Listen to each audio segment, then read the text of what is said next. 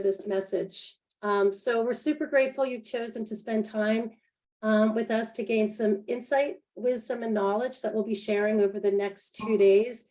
We did break it up into 2 days to get as many people as possible. Sometimes it's hard to block out a whole day. So just so you're aware, we have kind of the same slot in tomorrow with 2 other fabulous sessions.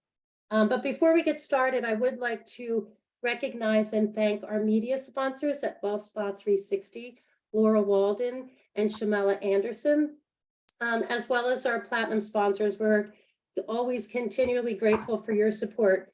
Our platinum sponsors are Eminence and Universal Companies, our gold sponsor, LEC, Earthlight and Green Circle Ideas, and our bronze sponsors, One Wild World, Haya, Home for Men, Laurel Skincare, Medi Creations, EWG, which is the Environmental Working Group, and Oakworks. And again, thank you always for your continued support. And one last person we really have to thank is Dara Mayhew, who's our Director of Operations, who makes everything happen. She's behind the screen here, as you can see. She's kind of like the Wizard of Oz, and she just makes it happen. So super grateful for her. A few housekeeping things before we get started. The summit is being recorded and it will be posted on our website, which is gsnplanet.org. So if you do need to step away, there's going to be some really great info we don't want you to miss. So we'll be posting it so you'll know where to get after. And also, if you'd like to ask any questions or add any comments, please use the Q&A tab along the bottom. But the chat will not be available. So just the Q&A. And any questions that we don't get to today we'll make sure we get them off to you later. So quick overview, our agenda today, we're starting off with a panel discussion with Kate Morrison on sustainability in action. And that's going to be about an hour. We'll do a quick comfort break. And then from 1 to 2:30, our keynote speaker, Dr. Rich Blundell, he is going to open our hearts and our minds in this 90-minute presentation on the natural history of us. Super, super excited for that. Anyway, enough of me and my chatter. I'd like to introduce Kate Morrison. Kate is the Director of Wellness and Sustainability at Ojai Valley, as well as a member on the GSN board. And she is the perfect moderator for this session. Besides from being an incredibly busy and crazy spa and wellness director, at Ojai, she is also tasked with identifying, developing, and driving a passion for green initiatives on the whole property, and focusing on opportunities to make the Ojai Valley more sustainability-minded organization. We all wish we had Kate at our properties. And then I just have to do a little bragging for Kate and Ojai because they won the 2023 Spa of the Year for North and South America at the World Spa and Wellness Awards just recently. So anyway, welcome Kate, and thank you, Kate and your panelists for what we're about to hear. Thank you so much, Maggie. It's an honor to be here, and thank you for that kind introduction. Yes, I have been in spa and wellness for over 20 years and always have had a personal passion for sustainability and green initiatives and always tried to incorporate that into my spa operations. But during the pandemic, when many of our spas were forced to be shut down for different periods of time, I was able to propose to my property that I'd like to expand my role and take sustainability for the entire resort. And so it's been a really exciting opportunity, and we've made some great advances in terms of removing plastics and water conservation, but along the way, there have been challenges. And so I'm really excited to have the opportunity to come together with an incredible group of other wellness professionals in the industry who are also on this pursuit of moving sustainability forward and talk through some of these successes and challenges. So I'd like to start today by going around our virtual room here, and I'll introduce each of these incredible ladies that I'm joined with, who are sustainability leaders in their own right, and ask them to also share something that they're particularly proud of or what their role is like at their organization. So we will start with Miss Parisa Leve. who is Manager of Staff Relations and Social Impact at the Breakers Resort in Palm Beach, Florida. Parisa, thank you so much for being here. I know you're responsible for ensuring a productive and fulfilling workplace of 2,300 team members, which is so incredible, and guiding the organization's award-winning culture of care and well-being. Parisa oversees community outreach and environmental impact functions and reinforces the Breaker commitment to social responsibility. Parisa, I was hoping that you could share with us a little more about that culture of care and well-being, how it was crafted, communicated, and enlivened, and how your role helps to support that. Thank you, Kate. I appreciate that introduction. I'm happy to be part of this panel as well with all of these ladies. So the Breakers we're actually unique in that we're still a family-owned organization. We are owned by the family that are heirs to Henry Flagler, who's our founder, which is pretty unique.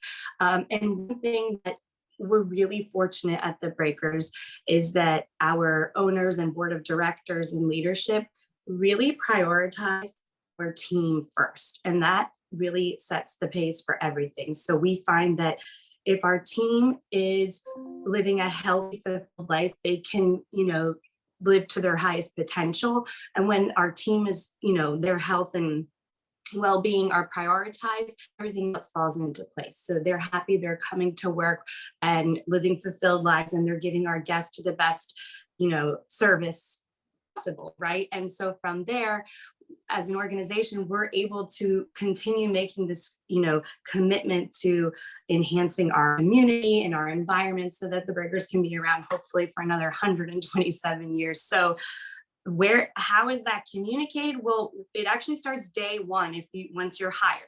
So in our new hire orientation, it's a 2-day program.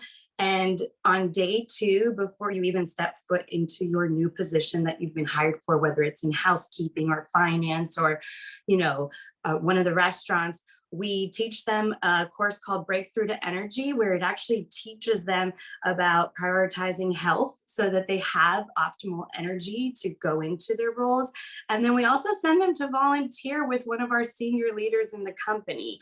And so that really sets the pace for them, so they recognize the foundation that you and your health are the most important to us. And if you are healthy, we know you're going to succeed here. And also, it's very important to us that you are, helping strengthen our community. So that's, a little bit of background. I know it's a long answer to your question, but as far as carrying that through, that just stays with them, educating them and providing them resources throughout their whole tenure. So I think that's part of the reason why our team member population is mostly very tenured team members, which is a great thing that we're very proud of. So that's incredible. Thank you so much. Next, I'd like to introduce Ms. Suzy Johlfs, who has a long historied career in luxury wellness and hospitality, but most recently she is at the iconic Silverado Resort in Napa Valley. Suzy is doing many things both in health and wellness, but also leading sustainability initiatives, including the elimination of single-use plastics and reducing water usage, lowering energy consumption, and improving waste management systems. And that is through the KSL commitment of On Purpose. So Suzy, I was hoping you could tell us a little bit more about that On Purpose commitment and how your role has expanded to take on sustainability at the property. Thank you, Kate. And thank you very much for the invitation to be part of this fantastic panel. And I was just taking notes, Parisa, on your presentation, because it's really heartwarming. Because it does start with the associate. It's very important. So KSL, I align myself so well with their On Purpose company-wide initiatives. It is remarkable how their commitment towards ESG programs are put in place. So when this came on board, I just raised my hand first. I just wanted to be part of this. Being also part of GSN for so many years, I really felt that I had a lot of support in my community here, spa community, to help me with this. So my role really is to motivate and organize. So, I do a little bit of heavy lifting as far as putting the spreadsheets together. I try to make them very what we're familiar with in the hospitality industry, which are the SMART plans, and put them together so it's easy for everybody to follow. And then I bring on key leaders in each department to help me support what our goals are, because you can't do this by yourself. It's really important to have people that help, because you have to come from a place of education, and you are the resource. So anywhere you go, you're here to help. You're checking in on folks, because it's a massive project, definitely to do these kind of initiatives in a resort, but super, super important. And I think everybody intends to do the right thing. They just don't know how to do it. So that's our role as leaders, to get things organized and to help motivate. That's great. That's wonderful. And next we have Miss Susanna Sieff, who is the Chief Sustainability Officer at Lefay Resorts and Residences. And I have to also give a shout out that Lefay Resorts also just won through the World Spa and Wellness Association, the top sustainability award. So congratulations there. Susanna is an environmental sociologist with a master's degree in urban planning. She joined Lefay in 2015 as a sustainability and quality manager and has been the chief sustainability officer since 2021. She's working to further implement the virtuous path of Lefay Resorts, which always has made sustainability a strategic asset in the development and management of its luxury eco resorts. Susanna, could you tell us a little bit more about sustainability as a strategic asset in the development of your resorts? Of course. Thank you very much. Thank you very much for the invitation and also the stage. The sustainability must be a strategic asset in the development of luxury eco resort, especially like in our case, where the spa is the core of our structure. So we deeply work about personal well-being, but to do this, we should never overlook environmental well-being. And particularly today, considering the climate, let me say the environmental crisis we are facing. So since the birth of the Lefay Group 16 years ago, and above all in the last few years, a new feeling has arisen in the company, the awareness that business growth and creation of value must be aligned to the socio-historic scenario we live. So this concept reminds us about the importance of corporate responsibility when making business plan, a responsibility which aims to reducing environmental impact, support the local communities, and protecting people. So on one side, we built resort with spa to welcome guests, but on the other, we must consider that we ourselves are guests in this planet. So our green approach is in place since the design, the construction stages. Lefay properties are built from scratch according to specific Lefay guidelines. So we caring about bioarchitecture, about interior designer, on-site energy plans, for example, using innovative technologies such as tree generation and water management to reduce the water usage. Another example is we have in every property the internal laundry, which is so important for the spa and is not an outsourcing service. It is something we can direct control. So the consumption of water, the use of the green chemicals and the energy, of course. In addition to this very beginning decision, it is fundamental to follow a day-by-day path of good practices for reducing the environmental impact, but also to amplify the social impact. So again, for example, we are working on carbon reduction and management, the environmental management. We are certified being organic and ecological spa since 2016 for Garda and 2020 for the other resort. We are working very hard on circular economy, so the supply chain, which is so important to work in a proper way if we speak about human rights, about carbon and environmental management impacts, and the protection of biodiversity, the human resource management, and of course, at the end, the real benefits for the community in the location where our properties are set. That's incredible. It's just such a comprehensive structure and so progressive. That's really impressive. Thank you so much for sharing.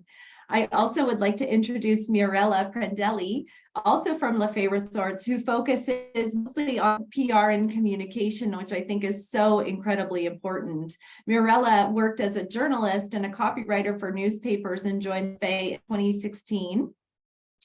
And she has helped the group implement a green communication practice through online and offline tools, supervises content production, media relations, and events. Mirella, like I said, communication and messaging is so important, and actually something that I'm very challenged with at Ojai. Can you share with us a little bit about how your role supports the sustainability platform at Lefay? Yes, sure. So first of all, thanks again for inviting us. It's such a pleasure to be here at this very important panel. And I believe that at the moment we're the only Italians here, so this gives us also the chance to expose ourselves and our country and our Italian spirit. So yes, I'm a PR and communication manager, and even if this could seem a role which is something detached from sustainability and corporate social responsibility, here at Lefay, it's been clear since my very beginning that I had to learn everything. So Susanna, who just spoke, is our Chief Sustainability Officer. We also have Valentina, who is a Quality and Sustainability Manager. So there are already people and third-party suppliers and certification organizations working for Lefay in terms of sustainability. But sustainability is a key element here. So I had to study sustainability and sustainable topics to be able to communicate this to our guests, but also to stakeholders and also to journalist organizations, because sustainability is really part of our DNA. So Susanna has given a very complete overview of what we've done. So I don't have anything to add regarding that. But she spoke about the design stages, so bioarchitecture. She spoke about the energy resources management, and this means we have on-site energy plants producing clean energy. She already said that we offset our CO2 emissions totally. What I would like to add to all she already said is that communication is really important, because it's important to act sustainability and to put in practice green practices. But we do have to spread how we do that, because sustainability is a personal achievement, but it's a collective goal, and we all need to do that. So the more we share about it, the more it becomes something that belongs to everybody. So we do a lot. We will go into details maybe further, but I just would like to tell you that sustainability is also something we keep in mind every day. We communicate everything. So from commercial offers to institutional contents, we always think about sustainability. And also, I think that usually we think of sustainability, we associate sustainability to the environment, whereas today, I think it's more and more associated to the people, and especially I'm talking about the staff members. You know that after COVID, there has been a crisis in our branch in the green. So we work a lot also in the human resources communication with a focus on sustainability, on a sustainable way of working.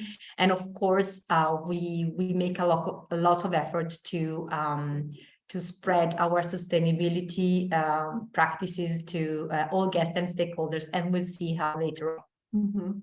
Fantastic.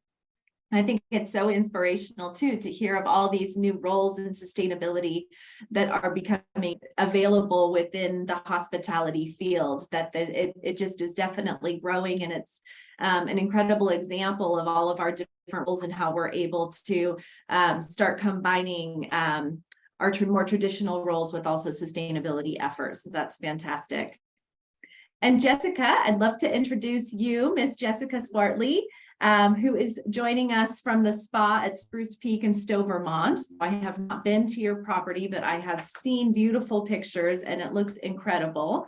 A 21,000 square foot spa, and it's a journey created through nature with river-like pathways and peaceful water features, giving a sense of serenity and supporting health and wellness inspired through nature, which I love.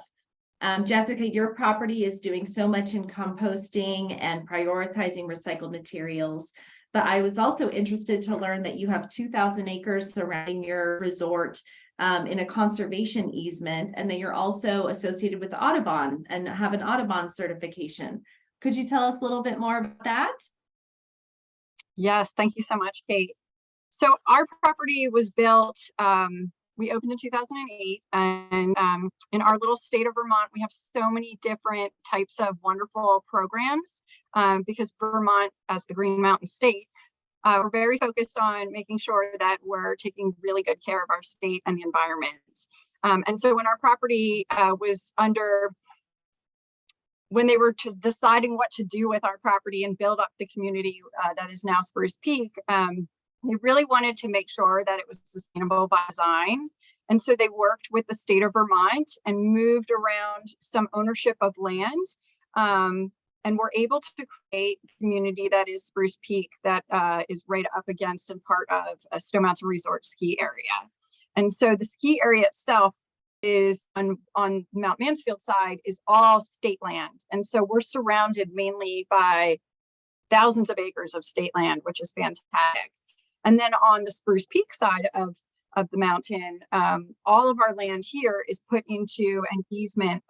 Vermont has some really great, as I said before, sustainability acts, and one is the Vermont Land Trust. And what that does is you put your land into this protection through some legal documents called a conservation easement.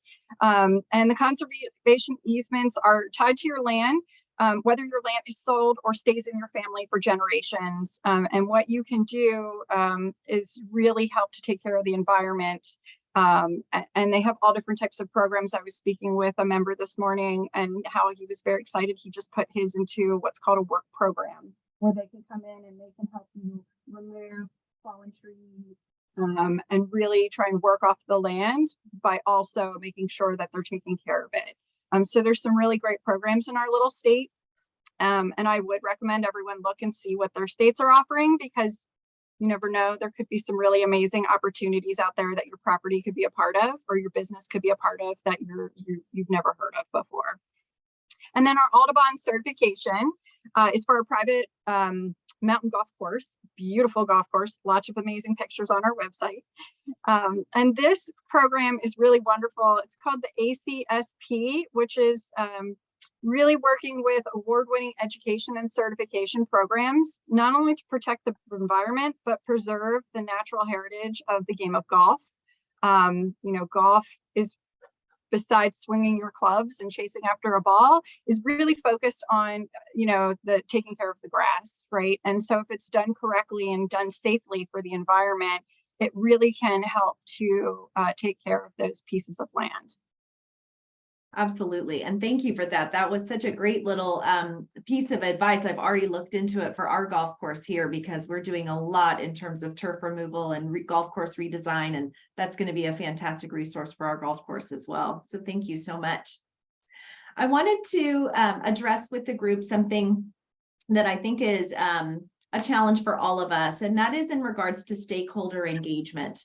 I think when it comes to sustainability, inevitably within a team, you'll always have those individuals that are super passionate, that are really creative, that want to try new things, that understand the need to prioritize sustainability and work towards progress. But on the other hand, we still sometimes are faced with some resistance, often due to financial limitations or concerns, or sometimes just being set in the way things have always been done. So I wanted to ask the group, how do you inspire passion and enthusiasm with your staff or with your executive committee member or your ownership group? And how do you address resistance when you're faced with it? Suzy, do you have any thoughts on that? Sure, thank you very much. I think it's the way you approach it from the very beginning. You're there to encourage and support. I started with our managing director, and I laid out the plan and how I was going to go ahead and accomplish these initiatives for the resort. And, having his support has really helped. But again, like you were saying, a lot of people, they just don't understand what they're supposed to be doing. And there's a little bit of a shame. If you walk around and you start pointing fingers, that's not a good way to go about this. You're there to help. You're there to help, support, provide resources. Identifying individuals in each key department has been very, very helpful because then they're my partners and they help me do the education. Also during meetings, hotel meetings, I always acknowledge what great work they're doing, and I highlight their accomplishments, make them feel proud. We do have regular meetings at the property to keep the momentum going. That's part of my role. And then also we make sure we take minutes and create action items. And so, I get everybody on board. It's so much easier to do it that way. So I've been very successful doing it that way. But again, hospitality, there's so many distractions in our field, and you just have to have some compassion for it. Our focus is always on guests and associates. And, just know that's going to happen. It's not going to be a perfect path. And you're there again to just do what you can to help. And if everybody's just has that mindset, I think just an easy way to accomplish great things together. Yeah, absolutely. And Jessica, I know that you mentioned that buy-in at your property around sustainability happens pretty organically. But why do you think that is? And how do you include team members and make the process fun and engaging? I think it happens pretty organically, again, in our little state, because there's so much focus on keeping Vermont green. One of the best examples is that this Saturday, our state has what we call Green Day. It's Green Up Vermont, and you can go to any of your local municipal buildings and get free green trash bags that are compostable, and encourage everyone that lives in Vermont or that's here visiting to walk around and pick up trash, and you leave it on the side of the road and they'll do free pickup. And such an amazing opportunity for our communities to all work together to really make sure that our state stays clean. We here on property, Saturdays generally aren't a really great day for us to get out and clean up the properties because it's operationally busy. So our green up day here is going to be tomorrow. So we are doing our own green up day, and because we chose May 4th, we're having a Star Wars theme this year. So that's making it a little extra fun. And we try and come up with some fun prizes where whoever finds the most interesting piece of trash will get a prize, and whoever comes up with the most, the most trash will get a prize. And so we're trying to make sustainability something fun on property. And we do all kinds of fun programming where we can really focus on, making sure we're being inclusive. We have a really large green team on property. All the departments plus most of our executive committee are part of that, because we know that our property or our community is sustainable by design. And so not only does our ownership and our local town community expect it from us, but it's important to everyone that works here. And it's something, that we look for as we're training and onboarding our staff as well. That's great. Leadership from the top down is so important. I think here in Ojai, I think timing and tenacity are also just so important, because when we've hit roadblocks before, I don't like to take no for an answer. So sometimes you'll just wait and reintroduce that idea, maybe at a different time or in a slightly different way. I also think it's really, I've had the benefit of being the operational director of the spa. And so, for example, when we wanted to eliminate plastic water bottles, that's something I could really control and demonstrate how it can be done, what the ROI was, what the guest feedback was, what the associate engagement was. And although it took some time to then expand that initiative across the entire property, being able to demonstrate success and just even within one department really gives that platform to then try to extend that beyond to other areas. That's great. I also wanted to talk about the balance between luxury expectations and sustainability. Because for so many years, luxury was kind of synonymous with abundance and extravagance and having more. And I wanted to ask the group, how do you think that's evolved? And how do you think our guests' expectations have changed in recent years? Parisa, what are your thoughts and your experience at the Breakers? I know you've made a lot of progress with food sustainability and what has been the guest response to sustainability as you've incorporated it at the Breakers? Well, with food sustainability, I mean, we always try to buy local grown produce and fruits and vegetables during growing season, right? But like you said, we have such a high level of luxury that standards we're trying to meet. So quality is always at the forefront of our decisions. And sometimes we have to make difficult decisions with that. But what's key with us is that our vendors know what's important to us, and that being, making sustainable, good decisions as far as our purchases and what we're providing to our guests is key. So they know what our philosophy is and what's important to us.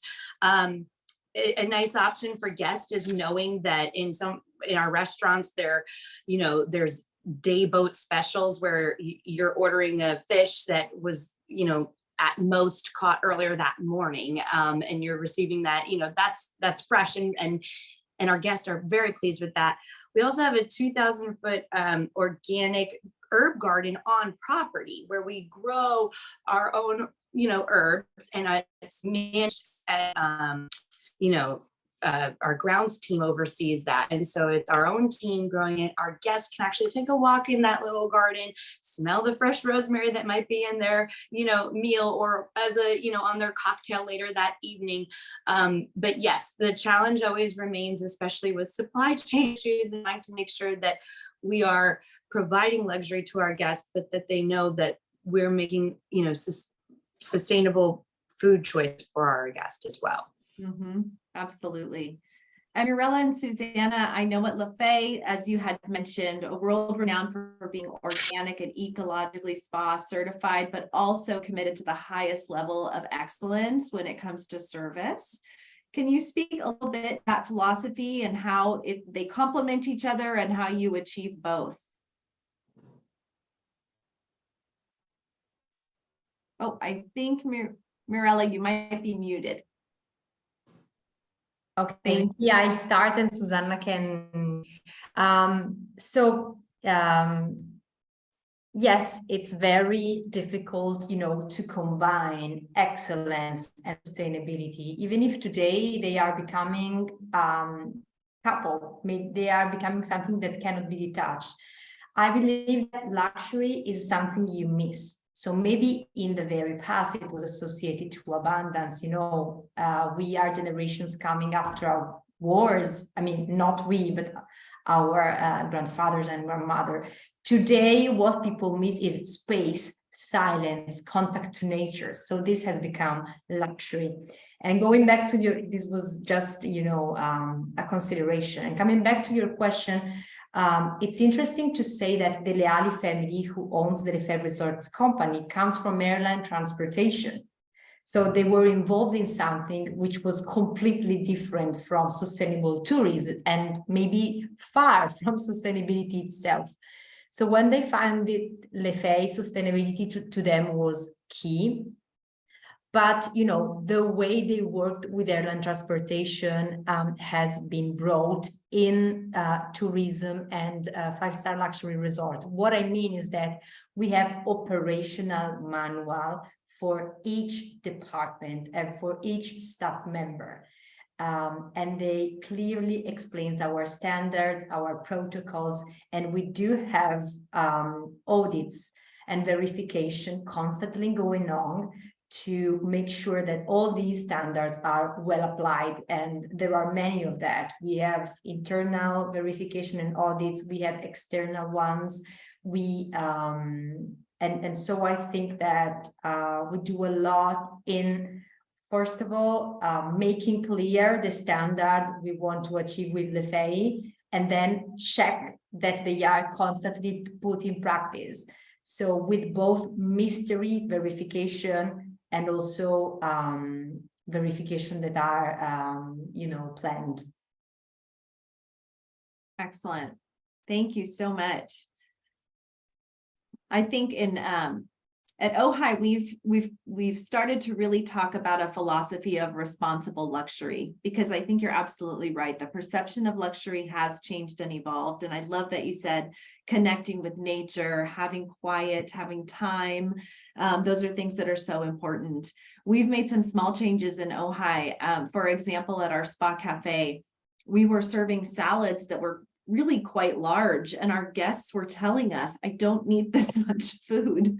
And so that was really a wake-up call to us. And rather, we started to make sure that the food quality was all organic and locally sourced, and really focus on that as opposed to the quantity. And I also wanted to share something that when we we're able to eliminate all of our plastic water bottles. And for years, we were giving out plastic water bottles, really anticipating the needs of anybody that might need a drink of water and giving another water bottle. So now, of course, we give the one reusable water bottle to every guest. We let them know exactly where all of the refill stations are, but we've also implemented a service standard that we offer to refill their water bottle for them at the end of any of their dining experiences, or before they get into their car, or when they're leaving the spa. And it's a really nice way to introduce that higher level of service and that anticipatory need, and taking the need for the guests to have to do it themselves away, but again, in a sustainable way. So I think we're all doing a good job of making progress there. I also wanted to ask a little bit more about communication around sustainability. So we are really proud of a lot of the sustainable strides that we've made here in Ojai, but because we're a historic property, and our culture is evolving, we're still a little challenged with getting messaging and communication out to our associates, to our community, and to our guests. So I wanted to see if you could share a few more of your best practices about how you're moving communication forward. Suzy, how do you do that at the Silverado? Great. Well, there's two best practices I have that I wanted to share with you. One was I went to the county waste management. I called them and I asked them for the representative, and I wanted to partner with them. So because that's important when you're trying to figure out what diversion score is, that's going to come from the waste management facilities. And so it's been a process. She comes out, we set up meetings with all of our key department heads, and they give her tours of their area. And she has a really very good approach to all of it as well. She finds herself as, partner. She's here to help.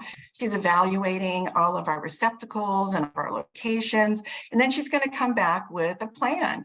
And your counties usually have quite a budget to assist with this, because they want everybody to be successful. They don't want to keep dumpster diving and taking out the wrong vessels and the wrong containers. And so it really is a community project, because you have to look at it this way. If you teach your employees how to do this correctly, they're going to teach their families, and it's only going to trickle down, and it's going to help everybody.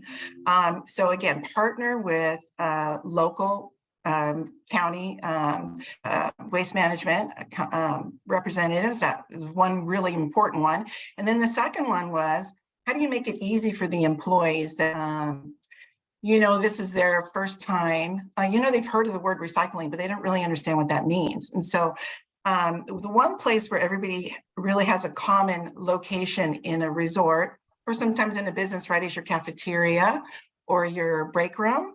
So what we've done there is we made a big poster board. And on the very top of it has waste, and in the middle it has recycle, and on the bottom it has compost. And what we did was we went around the hotel and gathered all the little items that we're using at the property. So some are compostable, some are not, you know, the different straws, the different lids, the different cups, the wrappers, just every single thing you could find, and you glue it in the section it belongs. So it's a great visual board, and then we hung it above the waste receptacles, right above the compost, recycle, and waste. And so it was really great for the staff to just, after, you know, they're done eating, you know, they just go over there, oh, okay, the towel goes in compost, you know, my napkin goes in compost, you know, my food goes in compost. You'd be surprised how many things go in compost. That's what you want, right? You want most of your waste to be compost, and then second, recycle, and very small amounts go to landfill. So it just gave them a visual, and it was practical, and it was for folks that maybe English is not their first language, it's just a great way to communicate. Have you been able to measure your rates of diversion and set goals to that? We are, you know, I have diversion rates from years previous, but we're still working with the county, you know, to figure out what our baseline rate is right now. But I can already tell it's going in the right direction, because as I walk around and look at receptacles from the very first, you know, a few months ago when we started, so it's not such a mix of items in there anymore. So yeah, that's the plan, is to have a 20% reduction. That's great. Making progress. Fantastic. And Parisa, at the Breakers, can you tell us a little bit about your beekeeping app and platform that I read about? Yes, so Beekeeper was a game changer for us at the Breakers. So it's an amazing app. And as you can imagine, with any transition with technology, it did come with, you know, a time period of team members getting familiarized with it. But basically, all team members have this app downloaded, and it is how we communicate everything to our team. So there's, you know, communications to everyone, and then within each department, they have their own stream, so that, you know, a manager or the spa director can send a message to all of her team, or just her massage therapist, or just, you know, so with this app, we have been able to really encourage engagement, empowering team members to stay connected with each other. And we're able to conduct surveys on there and find out more about what team members are looking for. And we actually just on Earth Day, we did a survey from our environmental impact team to all team members. And we were asking them, you know, what they want to learn more about in that realm, and what we can do for them. So Beekeeper is a game changer, because we have such a huge property. We were finding challenges with, you know, posters being up, not being taken down at the time they needed to be. And it really helped us trim down with printing for the team, but also keeping the information, like instantaneous information being sent out. And similarly to what Suzy shared, which I took a lot of notes while you were talking, Suzy, by the way, thank you for sharing that. One of the things that we have really found to be influential with our team is that we're very proud that we are such a multicultural team member population. And so not everyone has learned, whatever your age is or your culture, not everyone grew up in a home where, you know, environment was talked about it, and the importance of preserving the environment at such a young age. So a lot of our team members are just now learning about this. And so what we recently did was, in an education campaign, we talked about what the Breakers is doing on a large scale, but then trimmed it down to bite-sized information about what you can do in your own home with your own family members and your children. And those small steps at home are going to make a big impact in the long haul. So yes, while the Breakers has like reverse osmosis system, right? Not everybody can do that at home, right? So what can you do? And so all of that is filtered through Beekeeper, and that's how we keep information fresh, exciting, but also keeping in mind that our team is working and they need just the fast facts and not to, you know, bombard them with information. But Beekeeper has been invaluable to us with communication. I think that's so important because that's what we hear from our team. It's like, what do you want me to do? What can I do to make an impact? And when you're not a department head or one of the key decision makers of the property, giving our associates the tools of the small things they can do both at work, at home, really gets them engaged and of course moves the needle forward. So that's a great suggestion. And for the Lefay team, I know we've already said you're doing so much with communication, but I did read that you have your green book and other communication tools. What other tools do you have that you're using?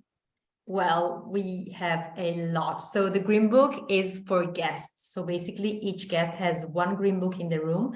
The green book tells the guests of everything we do about green practices, describing in details all our actions in terms of resources, clean energy, as Susanna was saying, the laundry sustainable management, the waste management. So first we tell them what we do, and then we ask them for their contribution. So there's a list of sustainable behavior they can adopt while they are staying with us, in order to, decrease and contain the energy consumption, the waste, or to avoid wasting water.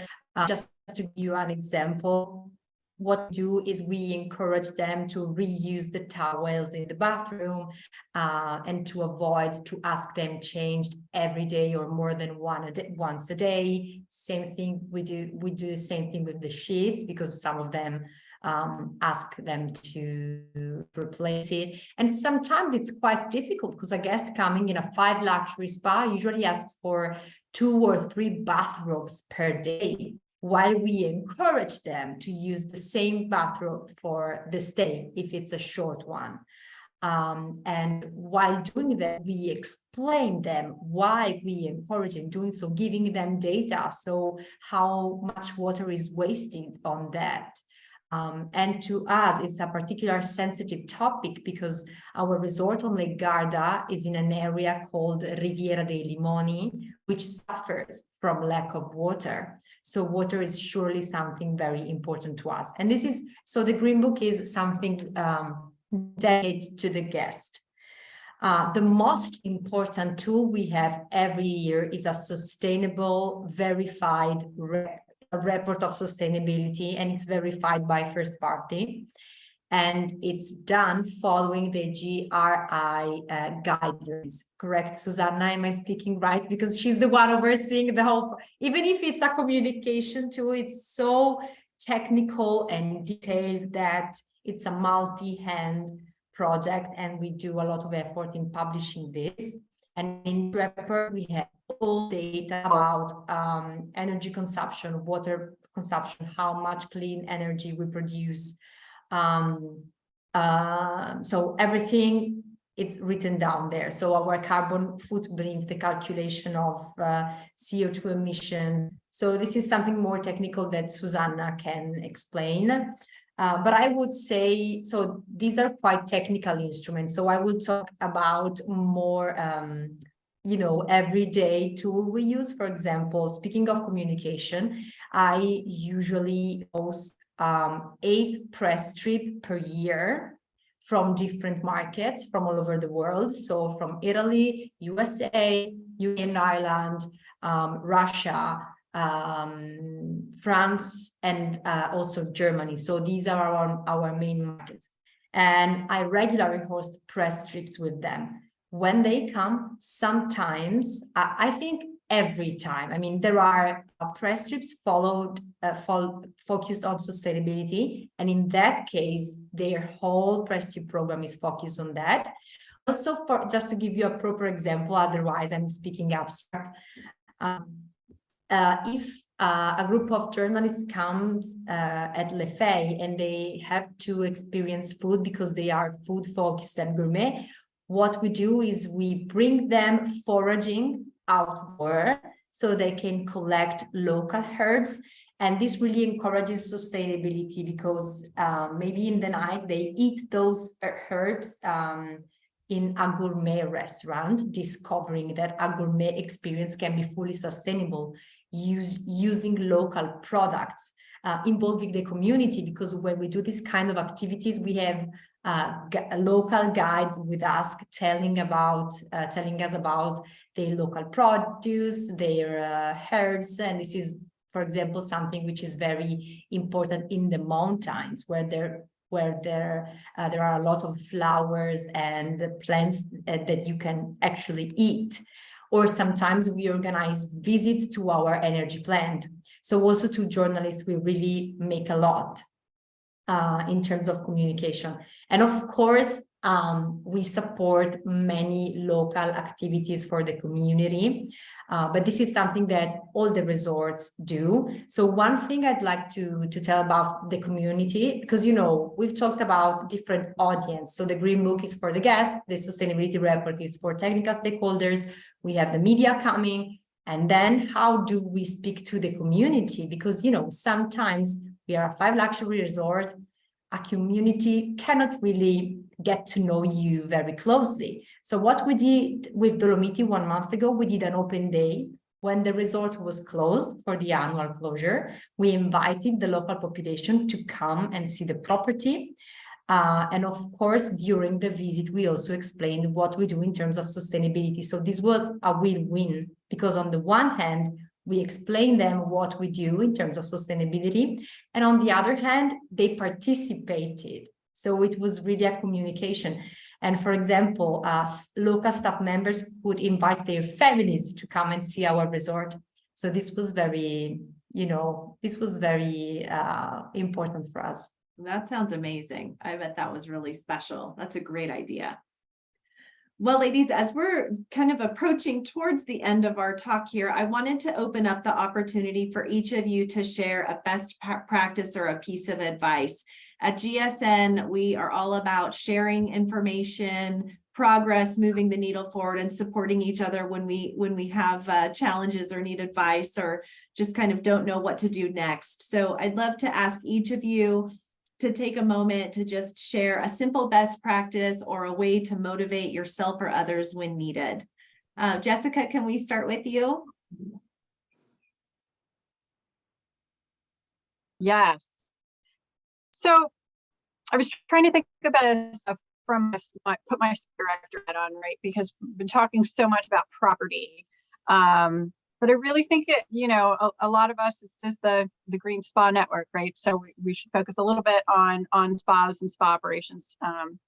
So some things that I feel like really help are taking big steps. I find that, you know, with anything, when you want to make a change, start small, get the buy-in, you know, and then make the big change. One of the things that I did a few years ago that worked really well was, you know, we are not fortunate enough on laundry. Our little state can handle more water treatment plants. And so we do ship 3 hours away. So we really want to look at reducing our carbon footprint and also reducing the amount of water it takes to wash. And so we've decided to challenge the provider team on creating protocols that use less laundry. And we all know our massage therapists love to use 80 towels when they do a massage, which I still don't understand how they use so many towels, but that's a whole other conversation for another day. So, you know, we really challenged them. And then we said, if you can show us the savings, we'll take that money and put it towards other things, right? And so we did a 90-day assessment, and this was years ago, and we were able to save a good chunk of money, right? And so with that money we're saving from laundry, we're able to continue to show that improvement. And so every time we create new protocols, you know, I always turn back and challenge them. Do you need this many towels for this treatment? Can we do it with 2? Can we do it with 1? Can we do it with what just the bed is dressed with, or the table, I'm sorry. You know, and sometimes they don't work. You know, we've tried things in the past. When we first opened the hotel, we had these amazing shower heads that conserved water. And for years, we saved so much on conserving water in all of our hotel rooms, as well as in the spa showers, except the guests hated it. They're like, you know, there's no water pressure. We need more water pressure. And so, you know, we had to look at how we could kind of meet them halfway. And so, you know, all the shower heads did get changed. And so there's definitely you have to go out there and just try something new. But again, take the baby steps, start with the team. What can we do? What's one small change that we can do, and just make it fun, make a game out of it, put some prizes in there. Everybody loves prizes. Yep. And recognize those good ideas. Great. And Suzy? Thank you, Kate. That was well said, Jessica. Yeah, I always call it gamify it. So you got to gamify things and make it fun. One of the games we used for learning how to put the right containers in the right receptacles is you can just collect them all and break everybody into teams, and you can make a race out of it. Who can get them all right in the right containers first? So things like that, just, everybody has to giggle and have fun and learn something. But as far as, one of my favorite best practices, or what motivated me first, was I think water and plastic, just getting that out like you did, Kate. Out of the spa, and get some stainless steel cups and figure out a nice receptacle and presentation. I mean, there's lots of pictures out there. We can all help you on how to do that. And just get rid of the single-use plastic completely, and look for ways to find something that you can reuse and figure out a way to clean, of course, to be done simply for your locker room attendants. Anything that you do, just make sure that it's easy to execute so that it's consistent. But that was really where I started, and what motivated me was really in measuring towels too.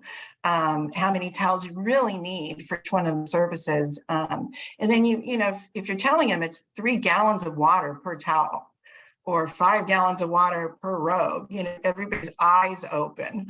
But that's really important to show them what that effect is that you're doing. We're using all of this, but those are key for me to start.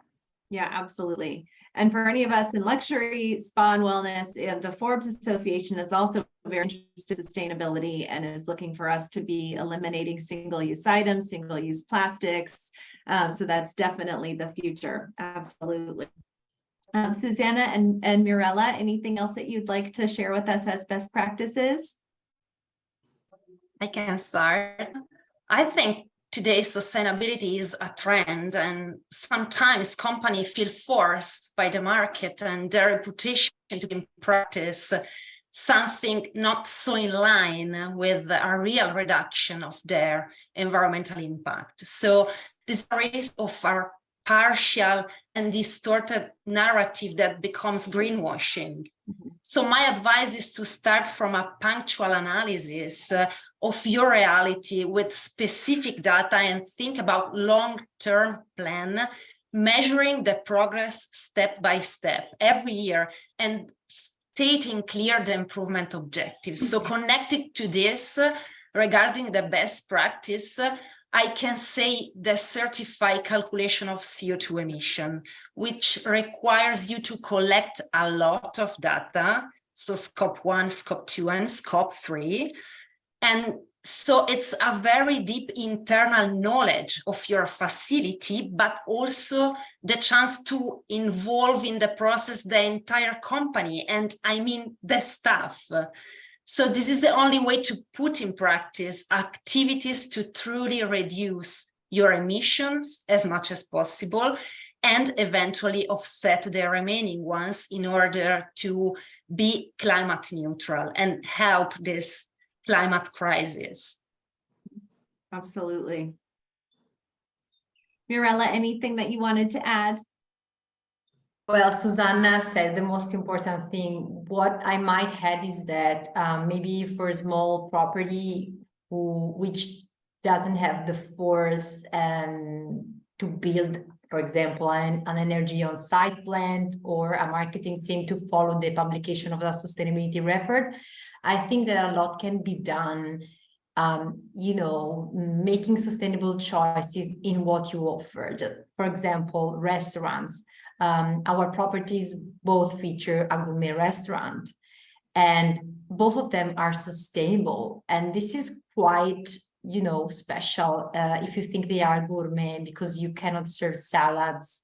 You have, to have a very rich menu and something which is very tasty, but also sophisticated.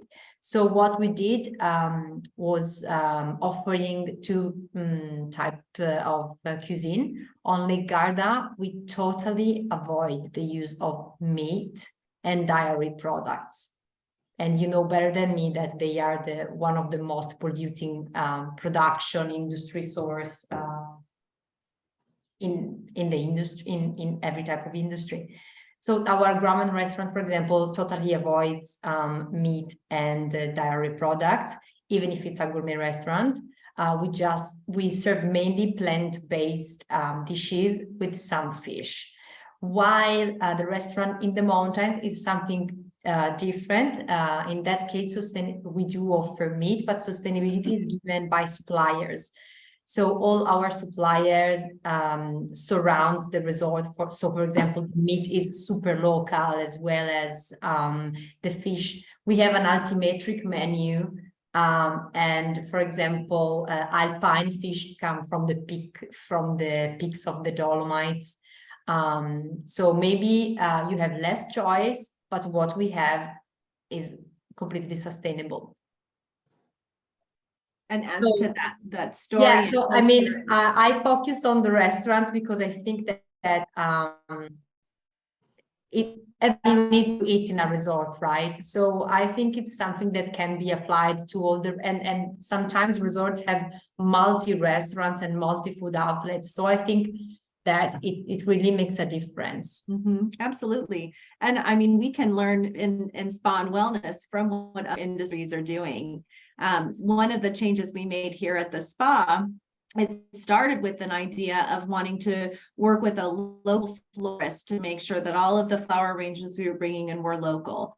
And it was silly, but we had a little administrative hiccup and we're having trouble getting an account with this local distributor. And so one of our horticulture specialists said, you know, I'm clipping all of these beautiful flowers and plants and tree clippings from all over the property, and started putting together arrangements for us that were made entirely from clippings from the property. And they're absolutely gorgeous. And so we started doing that at the spa, and now it has extended out to the rest of the property. Of course, creates an incredible sense of place.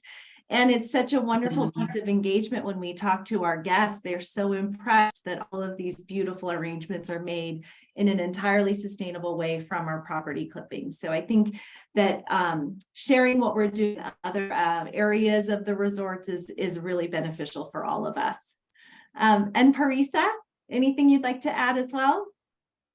Yeah, I mean, similarly to some of the ladies that have just spoken, I mean, the continuing with educating the team, right? That's key. And I know that Jessica and Suzy kind of touched on that as far as involving them. And it's really important to us explaining the why, you know, why don't we have those straws, and why do we use, you know, these straws, and what that carries on to our guest. And then you find that our servers are educating our guest on these critical decisions we've made. But similarly to what Mirella said with the restaurant, partnering with like-minded organizations. So we partner with a nonprofit called Surfrider Foundation, and they are dedicated to preserving our oceans, right? And so protecting the oceans and making sure that restaurants are, have tools and resources to ensure that we're making sustainable decisions and that we're able to enjoy our coastlines for many years to come. And so what's really great about that is that the Breakers sits on the Atlantic Ocean, and we have 10 restaurants that are actually certified by Surfrider in making these sustainable decisions. So it's great partnering with organizations that can help you to, protect the environment, but also providing great service and resources to our team. So that's been very helpful with us. Fantastic. I think we have time, maybe just a couple of questions that have come through. One of the first ones was, what are spa directors looking for in brands when it comes to sustainability? Anybody have any thoughts on that? Suzy, do you want to, or Jessica? Go ahead, Suzy. Oh, sure. I look for brands that align with our beliefs, and have good business practices, that it has sustainable business practices, of course, but again, you look for brands that everybody wants, right? I mean, everybody, meaningful merchandise. How about that? So most of it, when I started bringing brands in, it was really in the retail store. And I just love the stories that they had, how they source their goods, where they're from, and how, it's a cycle, right? So if you choose their brand, you're supporting their company.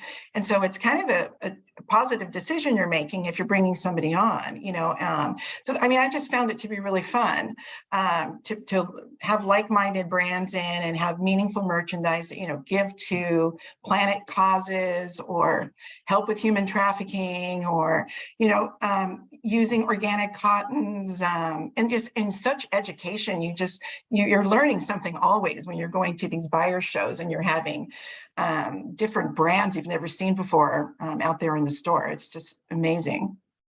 Absolutely. Jessica, was there anything you wanted to add?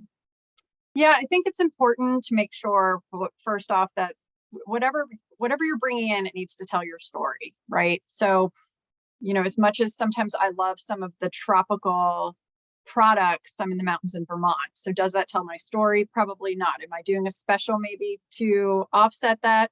Maybe, right? But generally when I bring in brands, I'm looking for something that tells my story. I also love the GSN Buyers Conference, not to put that pitch out there.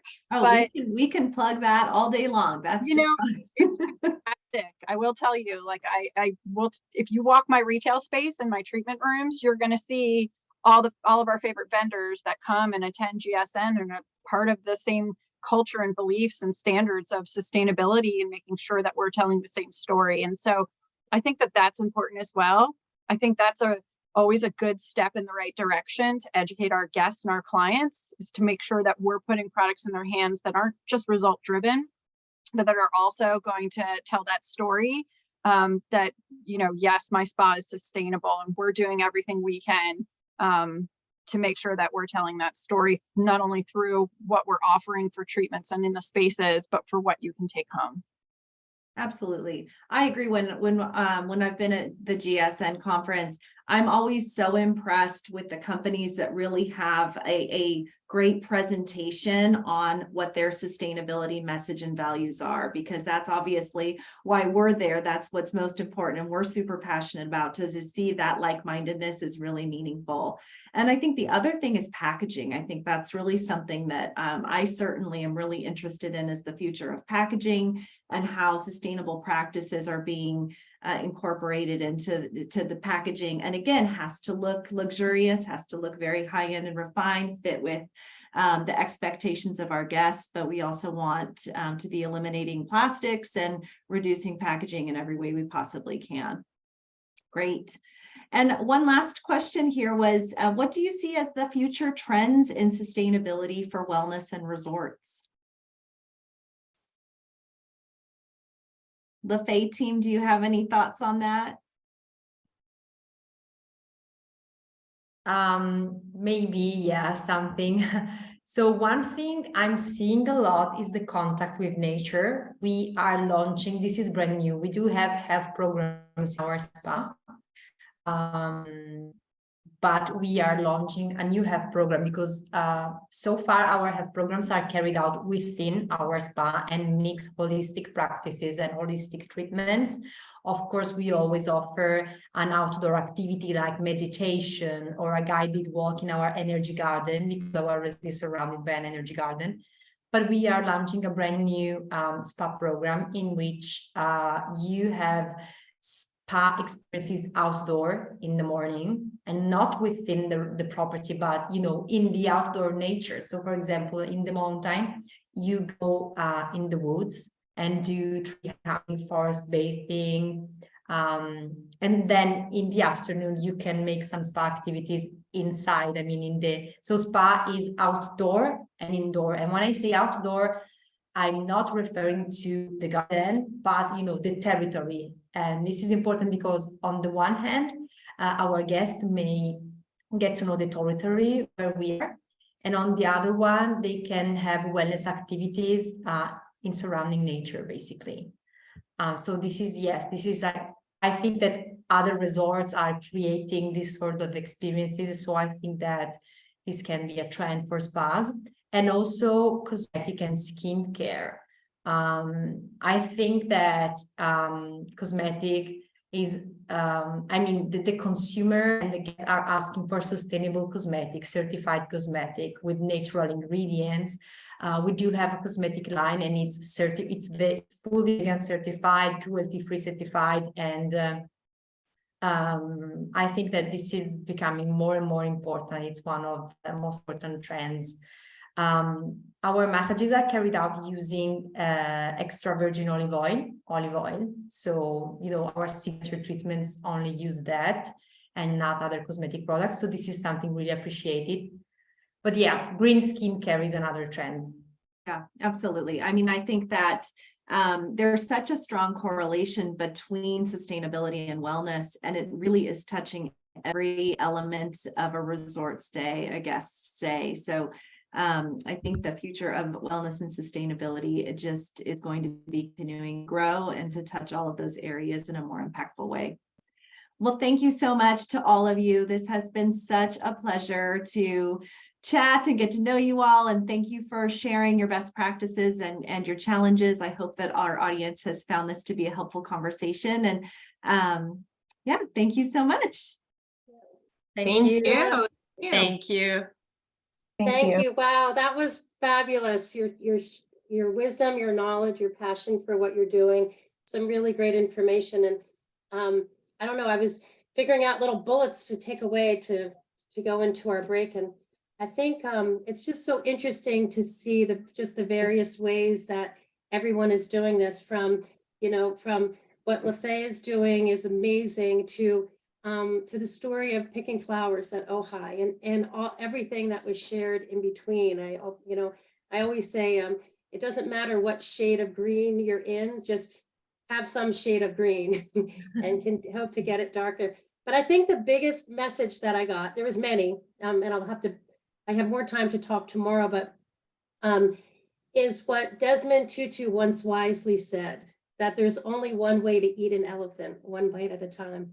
And I think that that's really how we have to look at what we're doing here. Like, to try and attack it all, it's not going to work that way. There's so much involved, but just taking these baby steps, each step that we do is going to make a difference in our world. And we're not, I don't know who said this, I'm stealing a quote, but we're not looking for a perfect world, just a better world. And we have to kind of be a part of that, in both socially and environmentally and personally. So anyway, it's 1 o'clock. This timing is perfect. We're going to take a quick, if you want to take a quick comfort break, and come right back, and I'll be introducing Dr. Rich Blundell for this incredible presentation. But so grateful for you all sharing with us today. So more to come. See you in 5. Thank you. Thank you.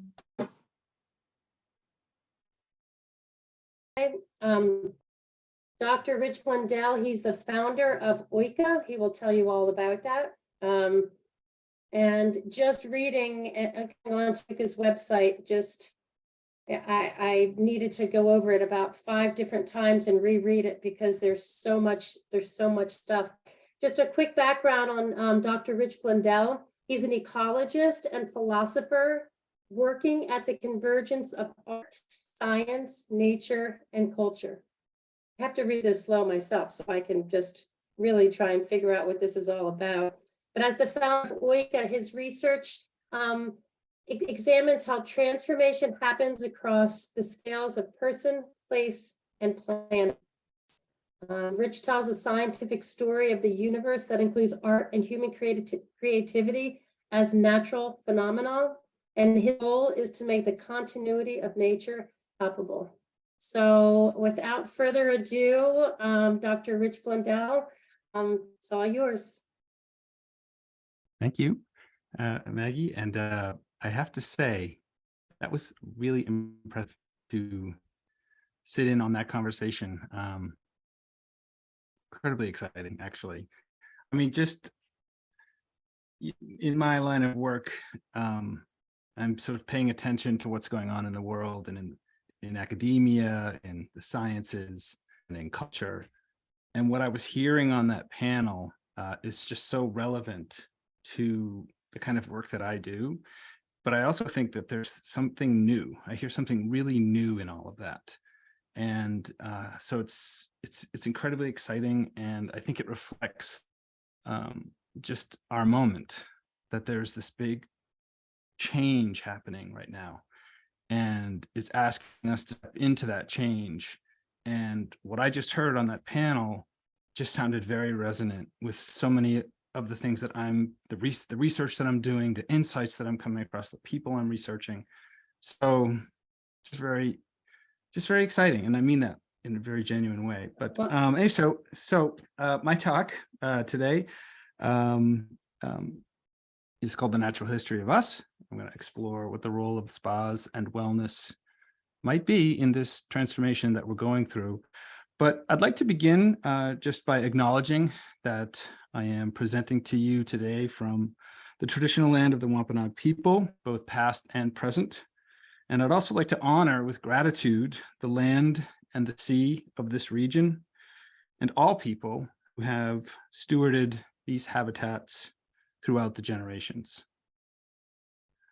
So I want to be really clear right up front that in this talk, I am not going to be proposing any kind of best practices or things that we can do to enhance sustainability in any particular way.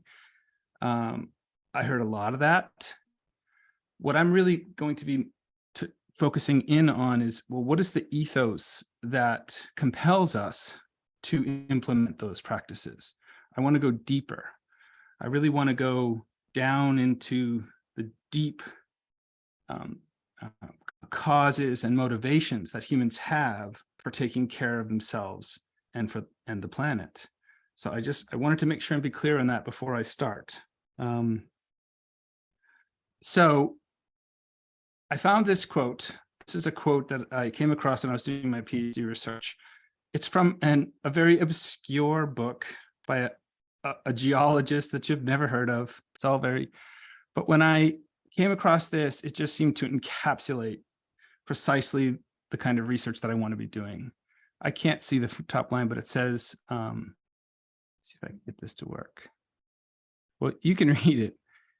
And the second sentence there is that man's most profound interferences with nature have their origin in his thoughts.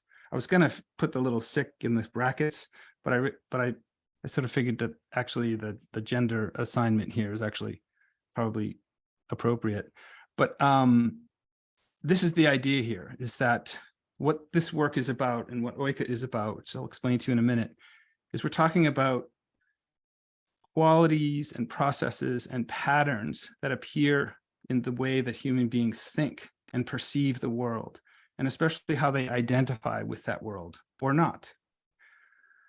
So here's my proposal, that health and wellness spas are uniquely positioned to play a profound restorative role in the ongoing transformation by shifting the deep structures of human consciousness. I have to say, again, everyone that I've heard speak on this panel so far already knows this. But what I'm going to do is to, in some ways, validate and affirm what these people already know. But I'm going to use science to do it. But before I do that, I just thought I'd present you a little bit about me, so you know who's driving the ship here for the next 50 minutes. I'm Rich Blundell. I grew up in New England, a little coastal town. It's very much a neglected child in the best possible way. I was left alone to explore the neighborhood and get into trouble and get scraped up and bruised and just, climb trees, bicycle accidents, and my theory is that as a child, when in that really formative stage of life, if you are exposed to the natural world, especially through like scrapes and things like that, it actually gets into you. The place that you're from can get into you in a very profound way.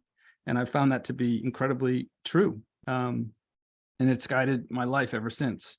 But that's my sort of earliest upbringing, was just in the swamps and the forests and even the vacant lots and the old cranberry bogs, that sort of thing. And then in fact, I did so much of that out in the world that I didn't really go to school much. So I was really not a good student through high school. I didn't get along with formal education originally. And so I became instead of going to college, I decided to become a commercial fisherman. I had discovered the ocean nearby, and I was a lobsterman for many years. And then one day I just decided to get into the bluefin fishery, which is out of this place called Stellwagen Bank off the tip of Cape Cod. And it turns out that all of my experiences as a child, playing in the woods and just being really down in the mud, along with that came a kind of intelligence. And I used that intelligence to catch fish. And I was really good at it. And not too long after I started fishing for bluefin, I caught one. I caught my first bluefin tuna, which was actually my last bluefin tuna. This story is told, there's a video on my website you can look at, but it was just this 800-pound tuna that really just stopped me in my tracks when I killed it. I watched it die. It had this profound effect on me. And at that point, I decided to stop fishing. I decided to get serious about school, went back to school, and my academic career started from there. And the reason that I wanted to go back to school was to really learn how something like that could happen. So I'm not saying that the fish spoke English to me or anything like that, but it did communicate something to me in that moment. And it just instilled in me this deep desire and curiosity to understand how that could happen. And that's how my academic career got back on track. So through that training, I became a geologist. I wanted to study the earth. I wanted to be outside. Those are my two primary motivations for anything that I do, to be outside and to be in nature. And I wanted to learn about the earth systems. And then beyond that, I became an ecologist. I ended up teaching a lot of wildlife research, a lot of invertebrate marine zoology, oceanography, kind of thing. And then after a bachelor's degree in the sciences, I focused my attention on the history and philosophy of science, because I wanted to know how the science worked, but more importantly, how it doesn't work. There's some really important discoveries and sort of reconciliations that are going on right now in the sciences where, the methods by which we do science don't hold up at certain scales. And it's causing us to really rethink the basic fundamentals of science. And I wanted to understand that. So I got a master's degree in that. After that, I decided I wanted to study the whole cosmos. And so I found this program that happened to be in Australia. It's called Big History. And they were offering the first ever Big History PhDs. So I went down there to study that.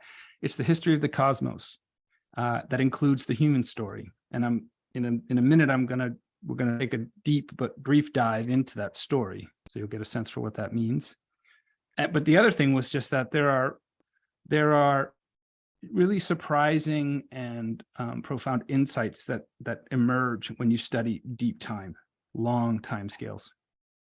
And then I had something that I can only describe as an art epiphany. As a scientist, I was never exposed to art. I was never asked to do art, and I never did. And then one day, through this real fluke, I was actually looking for this specific kind of a fossil. It's called the ooids. It's this calcium carbonate deposit over in Italy. And while I was there, I couldn't get to the quarry. So instead, I went to go look at some sculptures that were made out of limestone that I really wanted to see.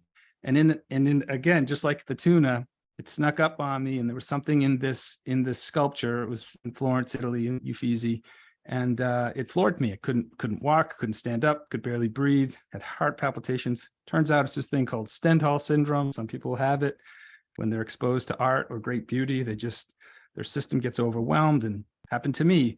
But the epiphany that I had during that in that event was that art is an incredibly powerful communication means that humans have evolved.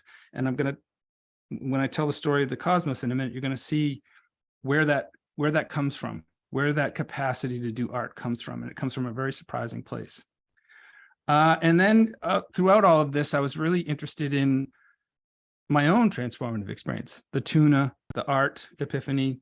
These were transformative experiences for me. So I really wanted to understand the nature of those transformations, how they happen, what elicits them. And this is the realm of the cognitive sciences. So I got really involved with understanding how human beings make sense of the world. How do we think? How do we perceive the world? And how do I identify with the world? And it's been an incredibly rich field, very informative to the kind of research and work that I want to do. But also, just like the sciences in general, the cognitive sciences are going through huge transformations right now. We're having just incredible breakthroughs in our understanding about how humans think. And, they used to call consciousness a hard problem because no one could solve it. I don't think that's true anymore. It doesn't quite make sense to me that consciousness is hard, especially when you look at it through the deep time lens that I'm about to tell you about. So lately, I've been doing what I call Oika research. And I'm going to tell you about what Oika is in a minute. But it's a word, the word Oika, just to say it now, comes from the ancient Greek oikos, which back then meant home or house. And Oika is actually the word from which the prefix eco is derived. So the word ecology comes from the Greek word oikos, but so does the word economy. So the eco that's in economy is also linked to the eco that's in ecology. And I think this is a forgotten relationship that prosperity and flourishing of ecosystems and economies can be recoupled, because right now they're not coupled. Take economic gain comes at the price of ecological health, and those two things need to be brought back into a conforming relationship. So anyway, that's what Oika means. Oika research, the kind of research that I've been doing, is I'm really studying mostly the symmetries and the asymmetries that show up between nature and culture. Which is, I know that's a little bit broad. And I'm also involved with a lot of ecological restoration projects and just understanding how nature and culture can become more aligned from personal to cultural levels. So this journey brought me all over the world. I just need to say, over the decades of doing this, I lived for quite a long time in East Africa, sailed the oceans, climbed Mount Kilimanjaro 11 times. Used to run safaris all over Central America. So I've had this very deep and expansive relationship with this planet. And this actually comes into play later. The fact that I've had this journey and had this intimate contact with many of the Earth's habitats is actually where the insight for Oika comes from. And so it's relevant. Anyway, and this last bullet point here, which is disruptor. Disruption is a common concept in ecological studies. And what many people don't understand is that disruption can be a very productive and good force in nature. When a tree falls in a rainforest, sure, it's not good for the particular tree, but it creates this disturbance, and this disruption causes all kinds of energies and new relationships to kick into play. And it's actually healthy for a system to go through disruption. And in my case, I know this is getting long here, but in my case, what that means, and this is just something that I've only recently come to understand, what my role has been is I have pretty much left academia. I still love science, but I'm also a critic of science. And I've, in some sense, left, I'm not doing bench science or anything like that anymore. But what I have done is to look back at the scientific community and to say, knowledge production, which is what we usually think of as science, the production of knowledge, scientific knowledge. I think we need to expect more from science than just the production of knowledge. And one of the ways I'm trying to disrupt the scientific community is to say, your role is bigger than that. You need to show us who we are. You need to show us who we are by showing us where we come from. You need to show us the context in which things are happening, the context of our planet in a solar system, and the context of humanity on a planet. Science can do that. It doesn't currently, but my point as a disruptor is that I'm saying it can do that, and you need to do more.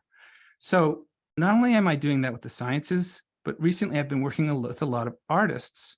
And what I'm finding is that I'm doing the same thing with the artistic community. What I'm saying to them is that art is about more than just, designing new sneakers or creating pretty pictures or even celebrating your artistic ego. Art can be about much more than that, just like the sciences can be about much more than that. Art can actually show us and can communicate profound insights about who we are and how to get out of this mess. And so that's another way that I've brought this disruptor role. And it's the same thing that's happening in all of the organizations that I'm interfacing with right now. I'm telling them that, whatever you seek to do, you can do more. You can help us heal. You can help us grow. You can help us move forward. And it's even now happening. I'm working with the indigenous communities where I'm from, and I see that I'm saying pretty much the same thing. I'm saying that their insights are more valuable than they even know. They're more relevant and needed in our society more than ever. So that's what I mean by disruptor. And here's the take-home message from that. I see it also in the wellness and spa community. It's the same idea of disruption. I really believe that and actually I think it's here, the proposal is that health and wellness spas are positioned to play a profound restorative role in the ongoing transformation by shifting the deep structures of human consciousness. So I'm just saying that again, like this is a much, I know this community already knows this, but what I'm saying is let's take it really seriously. Let's use the best science, tell really compelling stories. Let's make this a lived experience. Let's make, the ecological situation that we're in palpable so that we can care about the world. And this is a really another really interesting insight that's just come from my brief interaction and research of your industry, is that you're about self-care. Care is the key word there, but here's the opportunity. Well, is that self-care can be extended to include the planet, and I'll show how that happens in a minute. But here's an outline for the rest of my talk. First, I'm going to talk a little bit more about the context of our predicament and why Oika and this work is so important. I'm going to introduce Oika more formally. I'm going to then give you a very brief natural history of us, Tor, to show you what the content of Oika is. Then I'm going to explore a little bit more about what the role of spas and wellness could be, and I'm going to ask your help in that, and we can go to the Q&A. So the context, the great context of our time is this thing. I think it's non-trivial that I'm a geologist, and that quote that I shared with you about that our deepest problems that we cause are grounded in our thoughts. He was actually a geologist, and it's geologists that came up with the term Anthropocene. Refers to this period of time. It's like a geologic epoch, and where the anthropos, humans, have caused, you can just see the graph here. We're not in right alignment. We're not in right relationship with the planet, and we're putting these systems out of control. And this is the graphic that they've come up with. It's called the Planetary Boundaries Framework. You can look at that. But a lot of scientists who are very analytical prefer things like this, because this shows this pattern. These are the Earth system trends, and you pick one, and they're all on this exponential curve. Okay, but what I find interesting is that if you take these graphs, which are socioeconomic trends, and compare them to these Earth system trends, you can see how it's the same pattern. So the Earth systems and the socioeconomic systems are deeply intertwined, and the picture's not good. So, but we're not all analysts, and we're not all just interested in this kind of quantitative data. So the question is, what's the reality of the Anthropocene? Well, it's something like this, and this, and this. Now I'm just going to hold for 1 second here and look at these three images. And if you were to say, look at the first one, you might say, if I were to say, well, what's the problem here? You might say, well, it's desertification. Or the one on the top right, you might say, oh, it's the problem is pollution. And on the bottom, you might say, well, that's the problem there is deforestation.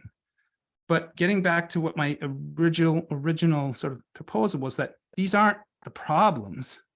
Desertification is not the problem. Desertification is the symptom of overgrazing. Pollution is the symptom of hyperconsumption. Deforestation is a symptom of, perverse incentives that cause us to clear cut forests. So these are actually psychological problems. And until we actually address them at the psychological level, they're going to continue. And that's exactly what we see. So this looks like a problem of, pollution. This looks like a problem of urban sprawl. And how could this be a problem that's associated with nature? It looks political or civil unrest. But again, my proposal here is that all of these problems are rooted, all of these symptoms are rooted in a deeper problem, a deeper cognitive problem that's within humans.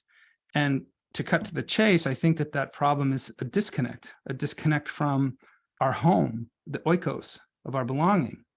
And until we rectify that, until we heal that disconnect, that divorce from nature, these problems are going to continue and they're going to get worse. But this isn't the, so I just put AI up on the screen. This technology is going to be so disruptive in the next 2 decades. This is going to create immense anxieties. It's going to create massive disruption in our economic systems and the way human beings lead their lives. And so the question here for wellness and spas, how are you going to respond? How are you going to respond to the disruptions that something like AI, not to mention the ecological and political and the economic disruptions that we're going through anyway? When you add this on top of it, I mean, it's an incredible challenge, but it's also an incredible opportunity if we're ready to be the disruptors. So moving right along, again, the proposal, just to keep this focused, is that health and wellness spas positioned to play a profound role in the ongoing transformation by shifting deep human consciousness. Back to the outline, I'm going to now talk a little bit more about what Oika is. So Oika is, basically, it is the intelligence of nature. That's as simple as I can say it, that there's a intelligence behind the way that nature creates. And for lack of a better term, I call it Oika. This intelligence, and this is really important, is an intelligence of relationships. Remember, I'm an ecologist. That means I study relationships. And what I see when I see nature is a matrix of relationships. Oika refers to intelligence of nature that arises from relationships. And the quality of the relationships shape the quality of the intelligence. Now, this intelligence, or Oika, is actually the driver of cosmic creativity. And you can see this once you start looking at what's been going on in the cosmos. Once you see how this creativity manifests, you see it anywhere that you look in the cosmos, not just in things that are happening on Earth, but things that are happening out in deep time, in galaxies far away, in planetary systems, all the way back to the Big Bang. You can see this creativity at work. It's scale independent. I won't spend a lot of time on this, but just I want to acknowledge how this intelligence has a fractal component to it, that it's not just located in any particular entity. It actually shows up as a pattern across entities. So it's scale independent. You can see it at the microscopic scale. You can see it at the macroscopic scale. You can see it at the quantum. You can see it at the cultural. It's also, by the way, substrate independent, but we'll get into that. So Oika, this intelligence, I think, is the creative life force of the universe. And this is really cool. When you start to study life, biology, you realize that all living things participate in this intelligence in order to thrive. That's what it is. That's what it means to thrive, is to hold this ecological Oika intelligence in order to make your decisions and coordinate with others. This is a deeply ecological principle, but it's at the and it's actually, it predates life. You can see these same organizing principles happening at the scale of a solar system before there was even an Earth. You can see these dynamics playing out much simpler than they do in our situation. But my point is, you can see them across scales and through time. And it's also the basis for all abundance, because it is a creative life force. And I don't want to sound naive here to say that it's all, beautiful and feels, wonderful. And there's also destruction, but that destruction is part of that creative force. It's not the other way around. If it were the other way around, we wouldn't be here, but we are, which means on the whole, this creative force has been active, and we are the recipients of it today. We live among it. Now, here's the other really interesting insight, is that this intelligence of Oika is in all of us. We've all inherited it from our ancestry, from the long lineage that came before us, have been carrying this intelligence forward. I know this starts to sound quite ethereal or unscientific, but I'm not using anything other than science to come to these conclusions. I'm not doing science, but I am using what science has revealed to come to these conclusions. And here's another one that's really important, I think, just to my proposal in this talk, is that this intelligence can be felt and it can be expressed by humans. I think I felt it when the tuna was, communicated to me. And I think that many of the people that I heard on that, everybody that I heard on that call this morning, are expressing it in one way or another. You can hear it and you can see it, you can feel it, and you can communicate it, you can express it. And finally, it feels really good. When you are aligned with this creative force that I'm calling Oika, you can feel it. So, which I can't see that. But you can read it. It's basically saying this is called Leopold's land ethic. A thing is right when it preserves the integrity and stability and beauty of the biotic community. It is wrong when it tends otherwise. This is just a principle that I want to state because I think it's important to how Oika works and what makes and validates Oika in some ways. But what I would add to that is that when your thoughts and actions advance the creative cause of life, you are manifesting Oika and it feels good, okay? So in other words, it's trending towards stability and integrity and beauty as opposed to anything else. It feels good. And here's where I think that self-care thing comes in, that if it feels good for you and it has ecological intelligence or Oika, if it feels good for you, it is for the planet, if it has that. Does that see what I'm saying? This isn't about hedonic pleasure. It could be deeply pleasurable, but the point is that an ecologically intelligent kind of pleasure not only feels good, but it's good for the planet as a whole. It makes the planet heal. It helps the planet heal. And this is where this idea of self-care that your community is really familiar with and has really thought a lot about is how can we take the self-care of the self and make it applicable to the planet and to others at the same time. That's the beauty of this. So Oika is also, I'll just recap, it's scientific, it's based on deep scientific knowledge. It is also narrative, okay, which means it's storied. This is another thing that goes deep into our evolutionary history. Why does story work so well with humans? Well, because it's successful for us, because being able to tell stories has been incredibly successful in an evolutionary sense. But what's really fascinating is when you learn where did that capacity to tell stories come from? And I'm going to tell you that in a minute. It's also experiential, so it can be felt. You can actually feel the intelligence of nature when you understand how to identify it, and when you understand where it comes from and how it's in you, how it's in every human being, you can actually begin to experience it. It's palpable. Now, the question is it spiritual? I'm often accused as a scientist speaking in a spiritual way.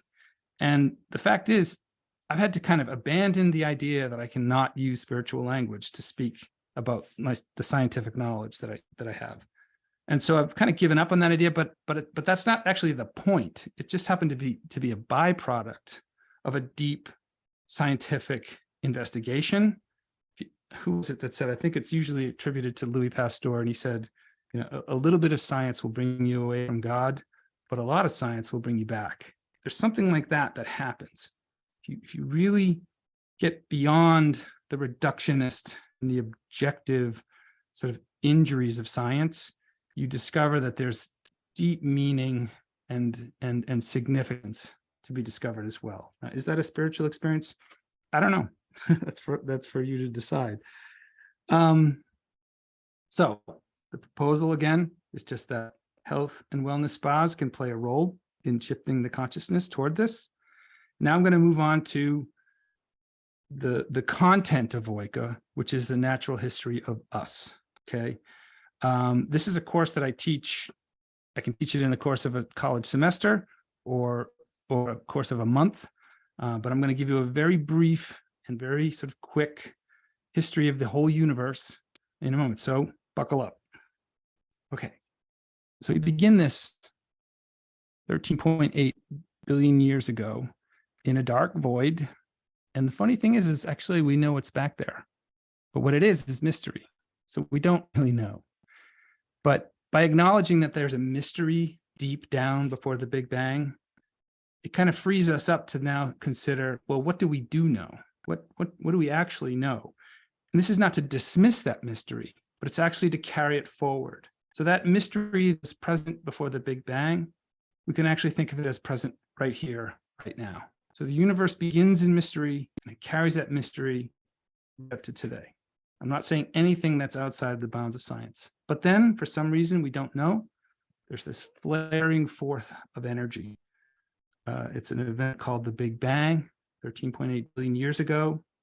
As best we understand it, these quantum fluctuations that somehow get sorted out. There's this period of rapid expansion. It's hot. It's unimaginably dense. It's small, compressed, but relatively simple. Okay, there might be a lot of energy and a lot of density, but there's not a lot of complexity at the Big Bang. But ultimately, these forces, these quantum forces, sort themselves out in a way until we get the fundamental forces of physics that we're familiar with, things like gravity and the weak nuclear force, strong nuclear force, electromagnetism, the Yankee suck. These are the fundamental forces of the universe that came about. And by about 380,000 years after the Big Bang, we see this. What this is it's called the cosmic microwave background radiation. This is a picture that we've taken with a satellite that sees the world in microwave, the microband of light. So if you could tune your eyes to the microwave band and looked out up into the sky, you'd see this pattern behind the clouds. You'd see it all. That's why it's called the background radiation. But remember, I'm an ecologist. And so when I see this image, what I see is an ecosystem. This is actually an ecosystem of light. It's the primordial ecosystem of light. Those color differences you see with the oranges and the blues, those are differences in the energy levels of that particular point in space or the temperature. Okay, so there's tiny differentials in temperature imprinted from quantum fluctuations on this image. So this is like a snapshot of the very early universe. But what it shows is that the universe itself is an ecosystem. This is why ecological dynamics are still like at play in the world we inhabit today. And here's another really cool thing. You see those blue areas? That's where the first stars formed. So 100 million years after the Big Bang, those blue areas have a little less energy, and so it allows matter, hydrogen and helium, to congregate. You get enough hydrogen and helium congregating, and you ignite a nuclear furnace that we call a star. So the very first starry night would have corresponded to the pattern that you see here. And that starry night would evolve into other starry nights, into later starry nights, until you get to our starry night. So there's this direct lineage of the starry night that you'll see tonight that goes all the way back to this pattern. So after that cooled, we get this thing called the megascale structure of the universe. And it has this kind of a structure. This is what it looks like. And you might say, like, boy, that looks an awful lot like a mycelial network or a neurological system. Well, it does. This is one of those fractals that shows up. It's a pattern that can repeat across scales. So you'll see this at the scale of a forest, as a mycelial network, and even the whole cosmos itself.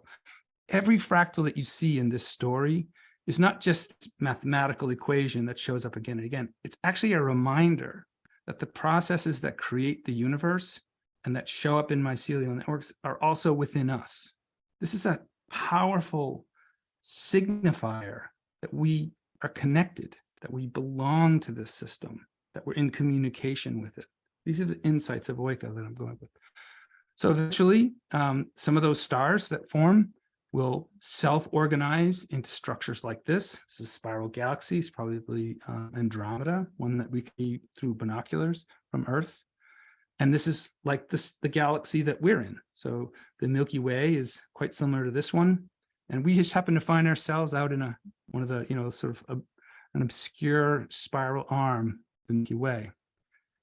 Now, stars go through life cycles. This is actually this is a depiction of our sun after it formed. It would have been in basically the rubble of a supernova, and you would have seen lots of dust and rocky pieces and ice and things like that. And it forms this accretionary disk around the star, in this case our sun, and it's from within that accretionary disk that planets form. So we see this differentiation happening across a solar system, differentiation happening across galactic systems. And we're going to see differentiation happening across all systems, like the Earth itself goes through this important differentiation process, and so do species. There's a period of Earth that we really won't spend time much here because this is called the late heavy bombardment era, or the Hadean. This is a picture of the early Earth. And one of the things you'll notice is that there's no life, very inhospitable to life. Imagine this image, if you can look out your window, there was a time when it looked like this out your window, but look at it now. This Earth is just bristling with life forms. There's so much going on. How does that happen? How could we go from a planet that had nothing on it to the planet we see today? Well, it's that ecological intelligence. It's that Oika, the creative life force of the universe in action. There was a period when the planet almost froze solid from pole to pole, the cryogenian, but we're not going to really talk much about that. But what was going on somewhere beneath the ice, perhaps down at height, at thermal vents in the deep ocean, there was this new process, this new emergent process that we now call life. And that was happening down. And then we have this explosion of it. This is called the Cambrian explosion. This is when life really took off and diversified and tried all new different experimental ways of making a living. And then, of course, that leads eventually to a world that has dinosaurs all over it. So 66 million years ago. But there was this horrendous a remnant from the time when the solar system was forming. This meteorite comes back, comes home to Earth, lands, wipes out the dinosaurs. They go extinct. But as I was saying before, every challenge like that creates an opportunity. So in the shadows of the dinosaurs, there were these little mammalian creatures that were sort of just scurrying around, these little warm-blooded creatures that had fur. And when the dinosaurs went extinct and they couldn't withstand the long winters that followed that impact, it gave these mammals a chance. And they evolved through time and through relationship over geologic time into a creature that started to look something like this. This is an artist's depiction, obviously, but this shows an early primate. I think this is probably a species called Sahelanthropus chilensis. And so this would be about 6 or 7 million years ago. You can see they're starting to walk upright. They're bipedal, they have opposable thumbs, they're living in a social group. And then something really special happens and this is all conjecture, but it all corresponds to the science and the fossil record that we have, that one individual, perhaps, in a certain family group, sitting up in a tree, looks down and sees something to eat, berries. Okay, this is the world. This is nature communicating to the primate to come down out of the trees and to go and get the berries. And if we can imagine that this was maybe a matriarch of the group, a lot of her sisters and their children and some of the bachelor males that were just sort of mulling around would go with her. Okay, so what we see is that there's this little nucleus of a family that leaves the trees. Okay, they're probably part of a bigger community of primates, but they leave the trees and they set out across the African woodlands. Okay, and in the process of doing that, with each successive day, they're getting further and further away from the larger group. Okay, so this Sahelanthropus ends up evolving into this species, which is Australopithecine afarensis. So this is Lucy, it's about 3.7 million years ago. And we actually have fossilized footprints that we can recreate a scene like this from. So we can see the guinea fowl prints, and we can see the elephant prints, and we know that there was a lot of volcanic activity. So this scene is actually, could be, it's a depiction, of course, but it's kind of accurate. We can actually recreate the steps, because you can see this is one of these fossilized footprint beds, and you can actually recreate the movements of these hominids across the landscape. And so we continue this journey now. This primate species that was coaxed out of the tree by those berries has now crossed several different habitats on the African continent. I like to imagine that this is Australopithecine. Maybe that's Lucy, the famous one there in the front. And her mate is carrying those seeds. And she looks down and she sees this volcanic rock on the ground, and she says to herself, if I just made this edge a little sharper, I might be able to remove the husk from that seed, and then my family could eat.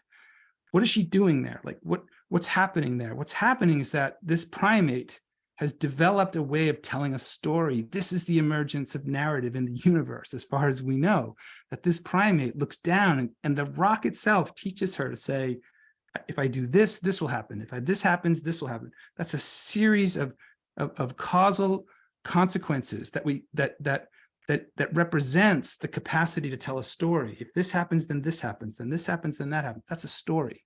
And so what we see here is that the earth itself has taught this primate who had the initiative to go out across the world and learn from it. It's taught us how to tell story. The same capacity that we use today to tell stories emerged somewhere on the African plains. Now, did you see that? I mean, can you feel the difference between this and this? Like there's a palpable difference in the way that this feels.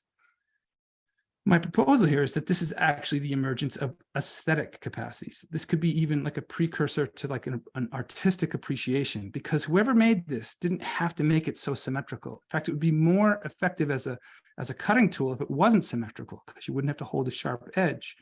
The point is, what we see here is a hominid who is actually sacrificing the utility of something in order to enhance the aesthetic value of something. This is all going somewhere. I'm sure you showed up today not knowing that you were going to be listening to somebody wax on about the cosmic microwave background radiation and Australopithecine stone tools. But the point is that this is the natural history of us. So those were probably created by Homo habilis, depicted here. But again, it represents this expanding.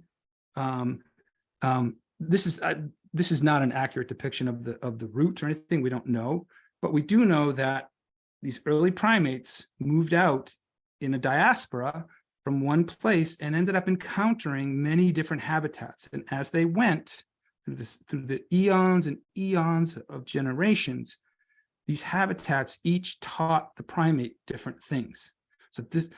So what I'm saying here is the earth itself was what taught us how to tell stories, how to do art. And here's another one. This doesn't look as interesting, but this is a really complex method for creating a stone tool. What the primate wanted was the was that last piece that you see there on the right. But in order to do that, it had to create a surface. So it had to chip away at it in order to create a surface that with the final blow, that one would create the tool that they want. So whoever did this had to know or had to be able to see one thing, the stone tool, in terms of another thing, the base. To see one thing in terms of another. What's that? Well, we call that today metaphor. So the capacity to do metaphor was also acquired through the production of these stone tools. The world is teaching us its intelligence over eons and eons and generations. This is why we've inherited it. We all hold this intelligence.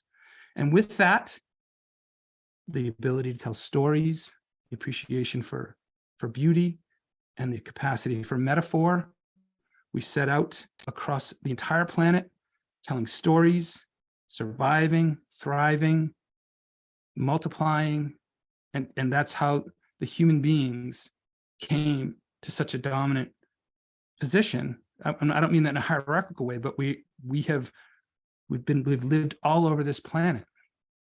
This is the point. This is what I call earthling theory.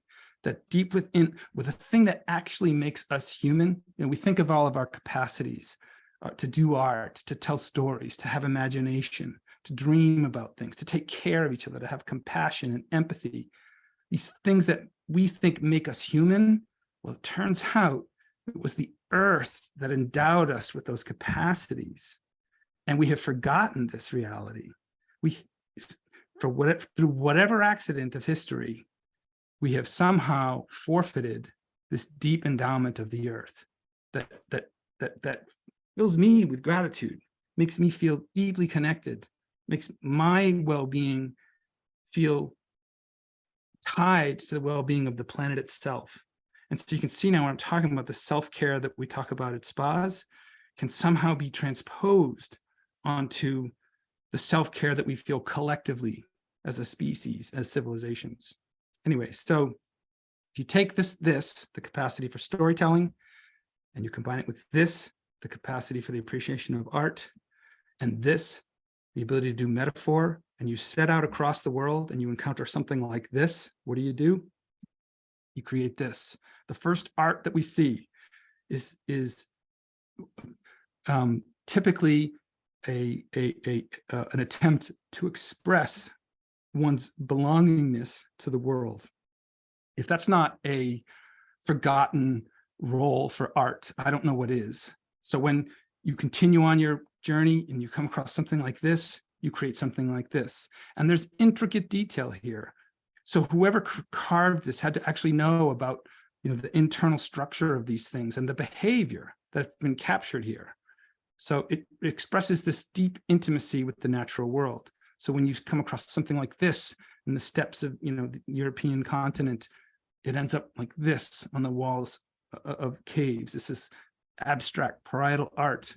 Or when we see and we witness relationships like this, we create things like this. And this was originally thought that this was like a hunting amulet until they realized that all they had to do was to take this one amulet that's two sides of a single piece, put them on a angle like this, suddenly you've recreated this behavior that you still see today. I've seen it a million times in antelope and impala and gazelles. It's called stotting. And so we have figured out to take this storytelling capacity and animate the world and show, express our intimacy with the world.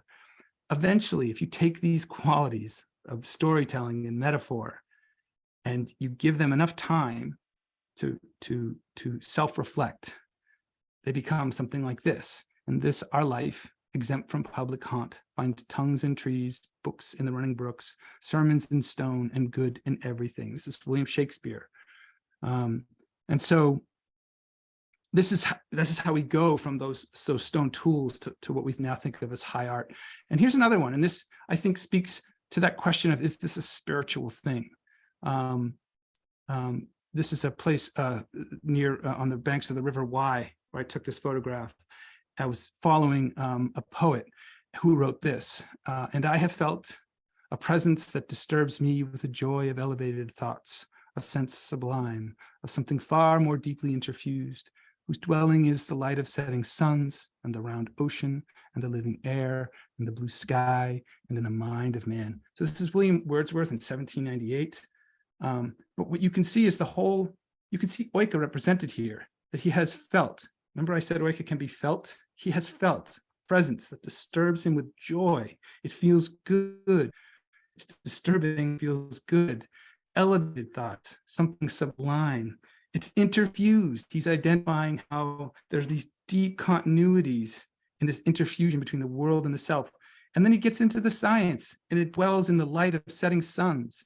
He sees it in the round ocean, in the living air, and the blue sky. And most importantly, he sees it in the mind of man. And this goes right back to the first quote I shared with you about the geologist saying that it's our separation from the earth. It's a psychological phenomena that causes us to mistreat the earth. So I thought I'd add this. It's just sort of a contemporary. I think it sounds a lot like Oika, so I'll just play it. For my ally is the force, and a powerful ally it is. Life creates it, makes it grow. Its energy surrounds us and binds us. Luminous beings are we, not this crude matter.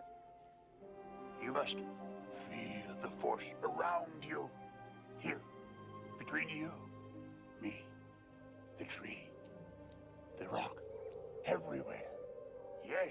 Okay, so I need to finish up here. So Oika is scientific, it is narrative, and it tells the story of us. It's experiential, and the experience is a sense of deep continuity and belonging and contentedness. I can attest for that. And again, is it spiritual? I don't know, up to you.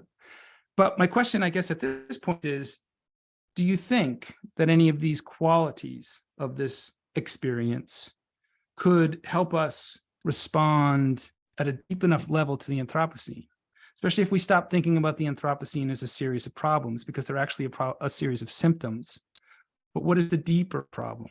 Do you think that this idea, this conception, this relationship that one feels to the planet might help us respond adequately to the problems of the Anthropocene?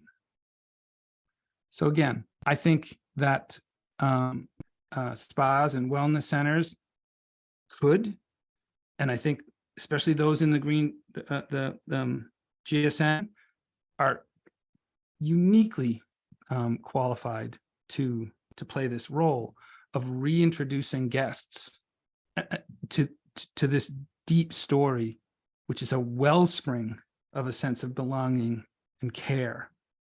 And then couple that to the economic and social transformations that are just around the corner.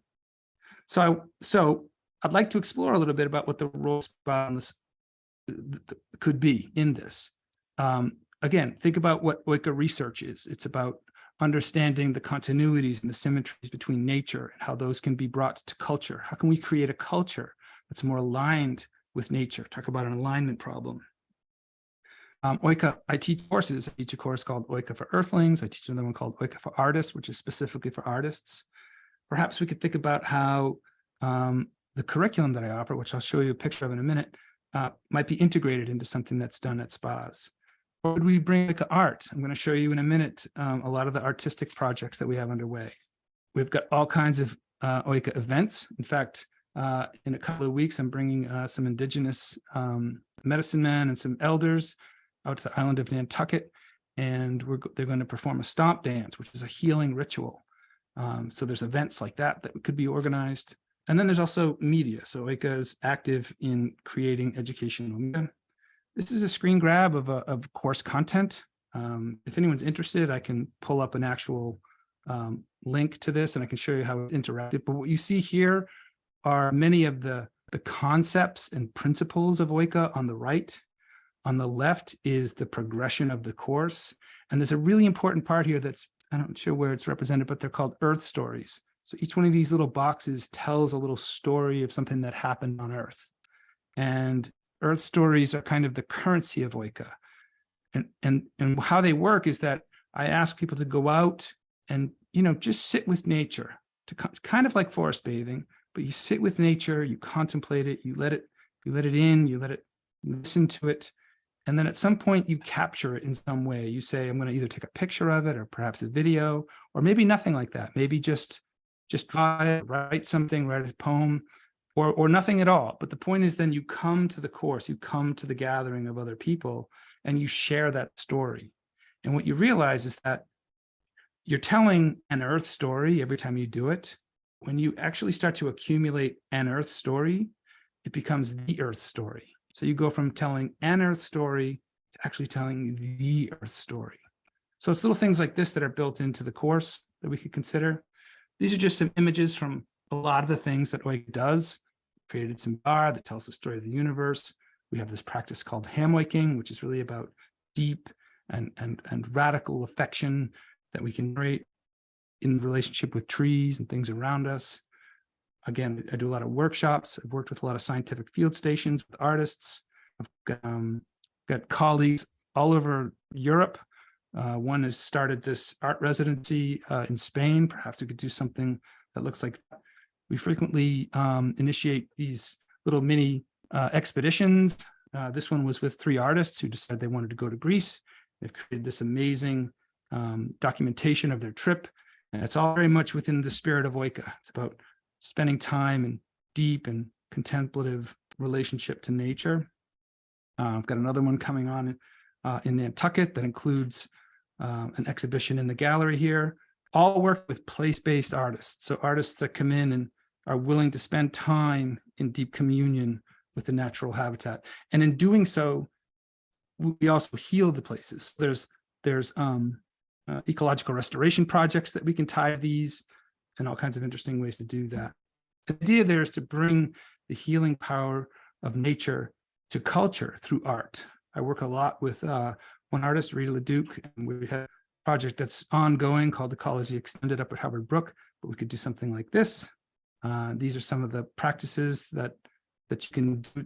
This is one where you use this clear sheet to project your identity, really, and your experience out into the world.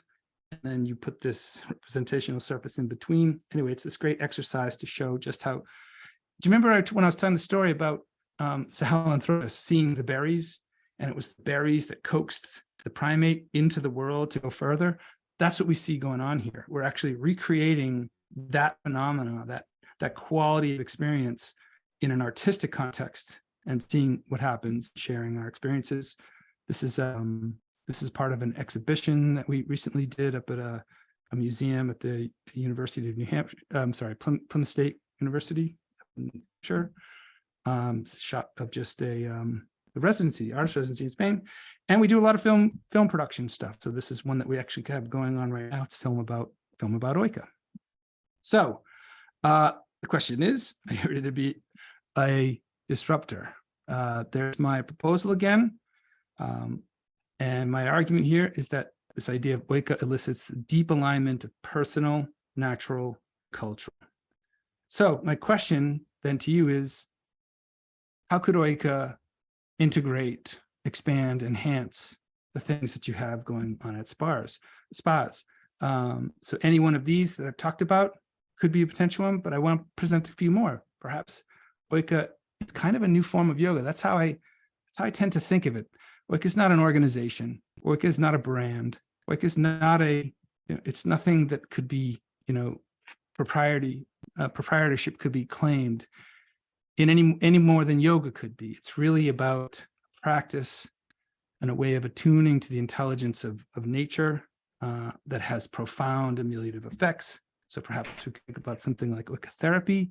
And I'll just close out by saying, what are your ideas? Perhaps we can, during the Q&A, if you have any ideas about how Oika might be able to be integrated, I'd love to hear them. So that's 1 hour. We're at 1 hour right now. And yeah, I guess that's it for me. If you want to learn more, there's a QR code here. A QR code you could scan. And I would love to continue the conversation. I will say this, there's a lot more to this. I know I've been speaking a lot and covered a lot of territory, but it's through questions, it's through conversation that we could actually get to the really deep and beautiful stuff. So I encourage you to stick around. And if you have any inclination to ask a question, I encourage you to do it, because I can almost guarantee that it'll open up some new profound territory. So I'll leave it at that. Thank Wow. you, Rich. Sorry, I that was a lot, I'm sure. I'm sorry. I don't even know what to say. Doris, or anything that you have from the chat? Well, I have a question or two I could open with. I did want to encourage any of our attendees to type any questions you may have into the Q&A, and I can monitor those and bring those up for discussion. I will say one of the high points for me in this speech was just the aligning yourself with the planet versus trying to change the planet is what's going to bring success, and and taking care of ourselves and taking care of Mother Earth. And I just think that's a great approach, and I think it's something that gets lost easily. It's true.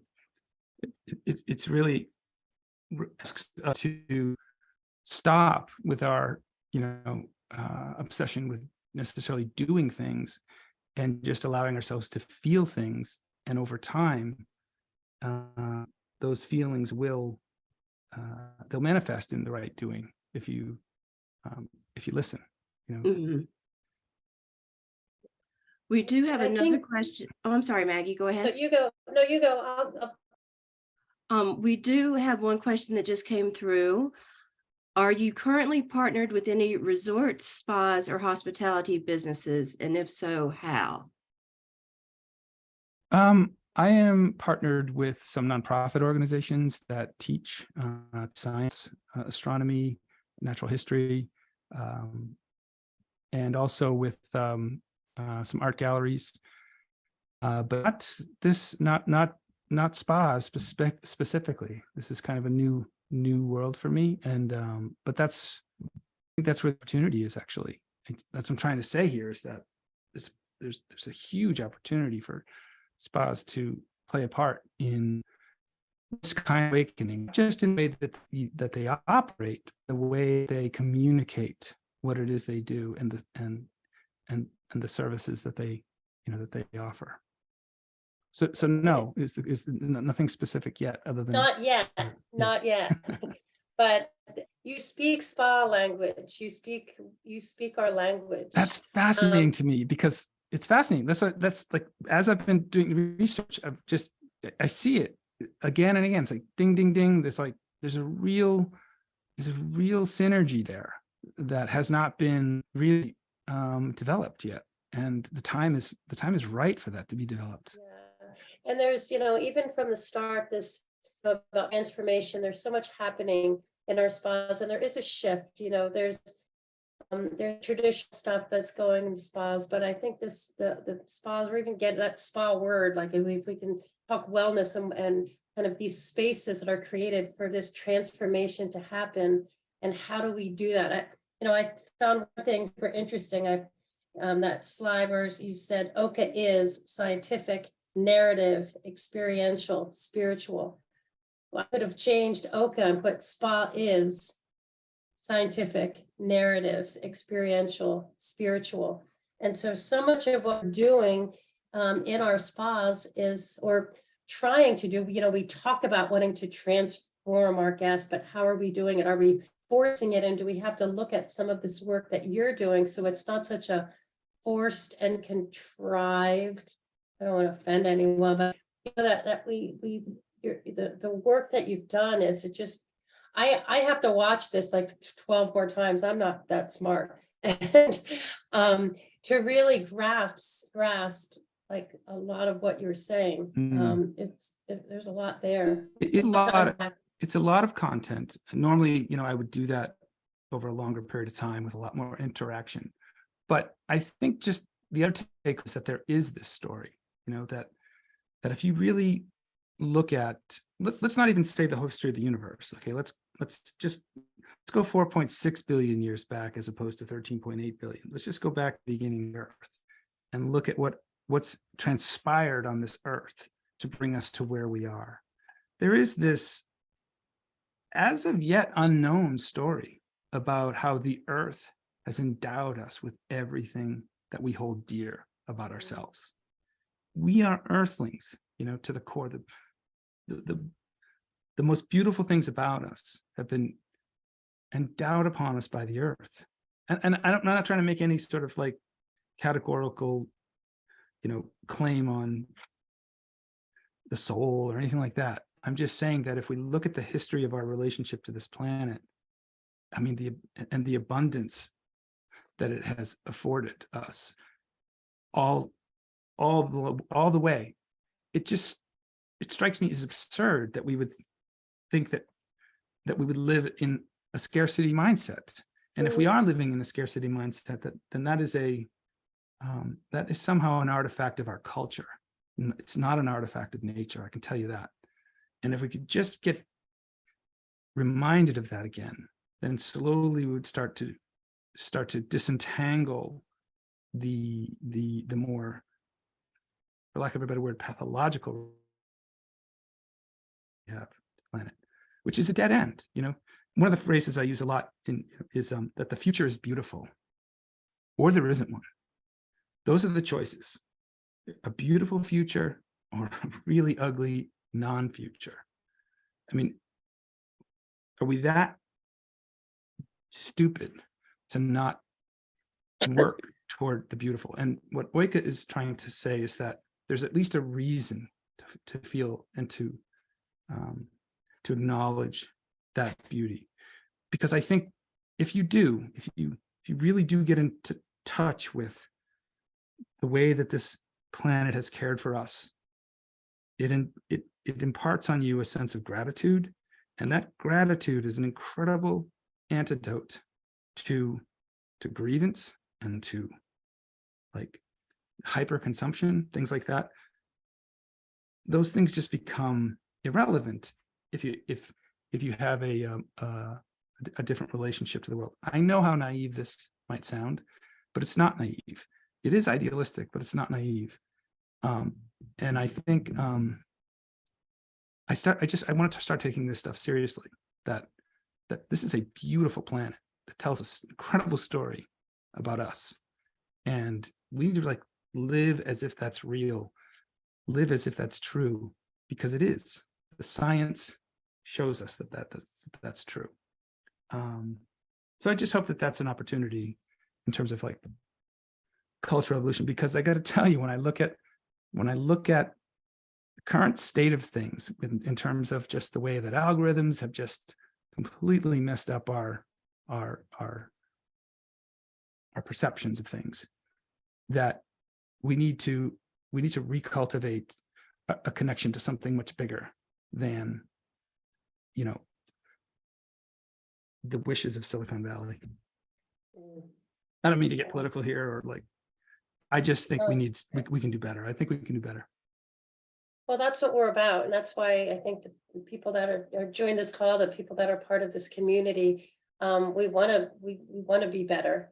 And I think that, you know, what you talked about today, there's a true synergy between what you talked about and what we strive to do in our spaces. And again, I think I have to go back to my Desmond Tutu, like, how do we process in what you just said, which is an elephant, one bite at a time. There's a lot there, but I think some of those things that you put at the end, those actual things that you're doing, that I don't know, I'm hoping that those on this call, and then when this is posted on our website, and you're this partner with us, that we can, like, this is necessary. This is super necessary and super important. And just, I'm honored to have had you share, you went on and on and on, and my brain was saying, my brain hurt.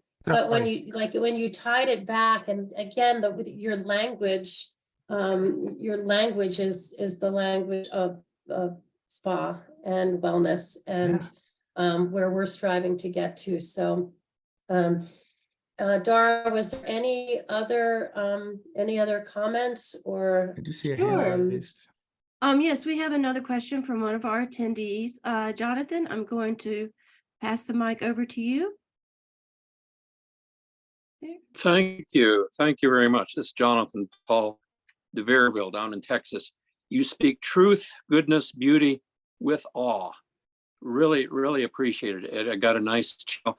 What was fascinating to me is earlier today, just before I came on here, I was watching the CBS discussion on AI and the new Google Bard and that whole, the thought was, what might be the impact of all of that whole other conversation.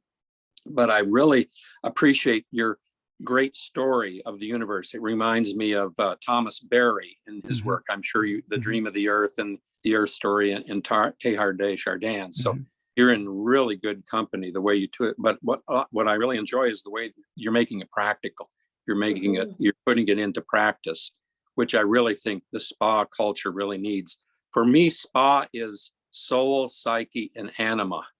And it brings in that whole other realm of the unconscious, as well as consciousness. And I think you're right on, because consciousness is primary. I'd really like to connect. I didn't know that you existed 2 hours ago.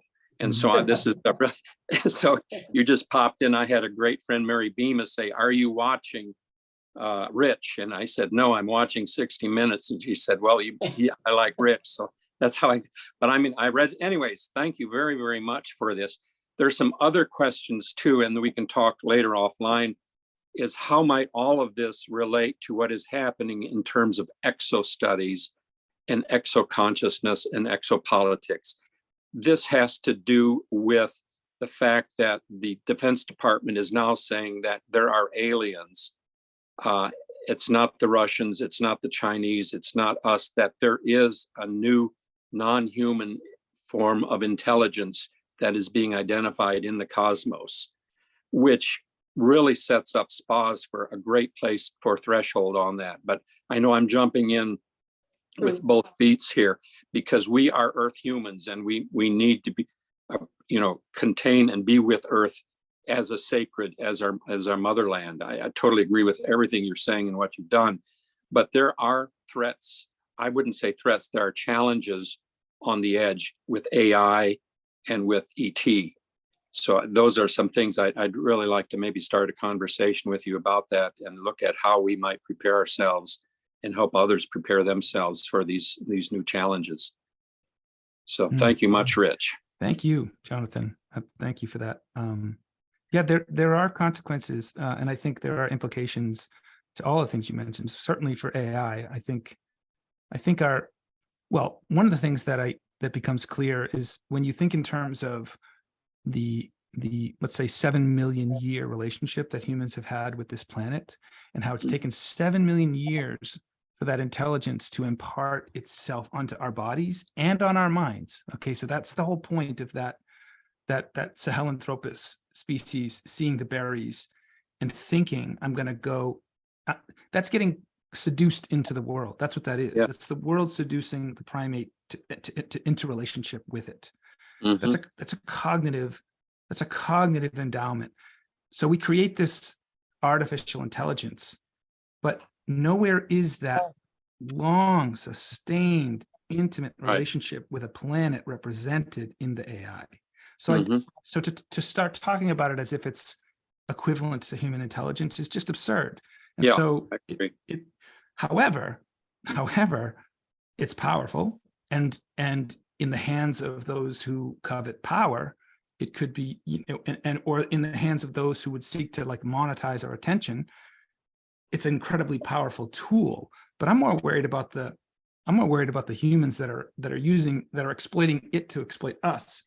Yes. Than the actual technology, because when you compare it to the ecological intelligence that has been endowed upon us, it just doesn't stack up. Totally. Yeah. And so there's that whole philosophical problem of alignment of its values being aligned with our values, and that is important. More concerned about how our values aligned with the planet's values. Perfect. Yeah, yeah. And there's always an on-off switch. I mean, it runs on electricity. We can always put the off switch to turn it off. Yeah, but I still think we need to change. Again, let's be clear about what's a problem and what's a symptom, because who would produce something like that? Yeah, yeah. What's the mindset that would create those things? That's what we need to work on. That's the upstream problem Yeah. that needs to be addressed. And I think really examining our relationship to the complexity and the beauty of the world is an antidote to that kind of thinking. Totally. Not that I'm trying to, like, you know, colonize people think or standardize it. I'm just saying, look at the story, look at the natural history of us, and you will come to other conclusions about, you will be equipped with that intelligence to deal with these problems. So, and as far as the extraterrestrial or alien, look, I look at the universe, nothing surprises me anymore. You know, it would blow my mind if there were other intelligences out there. So, you know, the question is, have they figured out how to live in right relationship to their world? Yeah. Which is the same question we need to be asking ourselves. So yeah, right relationship, all my relations. Absolutely. Thank you very, very much. Thank you, Jonathan. Oh, Nice to yeah, I'll meet be you. in touch. Thank you. Okay, thank you. Laura, do you have anything else? I have one more question. Say spa director is inspired today and they're just thinking about, what would you recommend as first steps? Like what would be a good starting place to try to implement Oika in their environment? Well, I would say reach out reach out to me and have a conversation. I think, you know, from what I know, a lot of these spas are in just places of astounding natural beauty, and even if it's just, you know, local.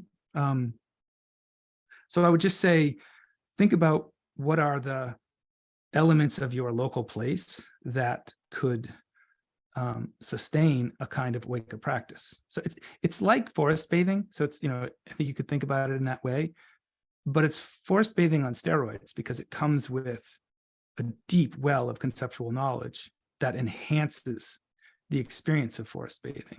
You know, once you understand, I'm going to get technical here, but once you understand the phospholipid bilayer, which is like the envelope that living organisms use, and once you understand how we pack biomolecules into these exosomes, and all living things are releasing them all the time, you understand how forest bathing works. You are immersed in the signals of communication of living things, and if you're in a healthy ecosystem, it just makes sense that forest bathing works. I'm not answering your question, so I would just say reach out and let's talk about it. This is like, I've just started thinking about this. So I want to hear I think it would be idiosyncratic to place. Maybe artists, like let's put an artist in residence who can create art and interact with guests and spend deep contemplative time in place, and, you know, make that happen and tell that story. You know, use media to tell that story. Let's develop a workshop. Let's develop, or even just a course. You know, like I said, I teach this Oika for Earth or Earth Story walks. I don't know if you can tell, but on that shelf there, those are all fossils, and, you know, that's actually a cast of a skull of Sahelanthropus chinesis.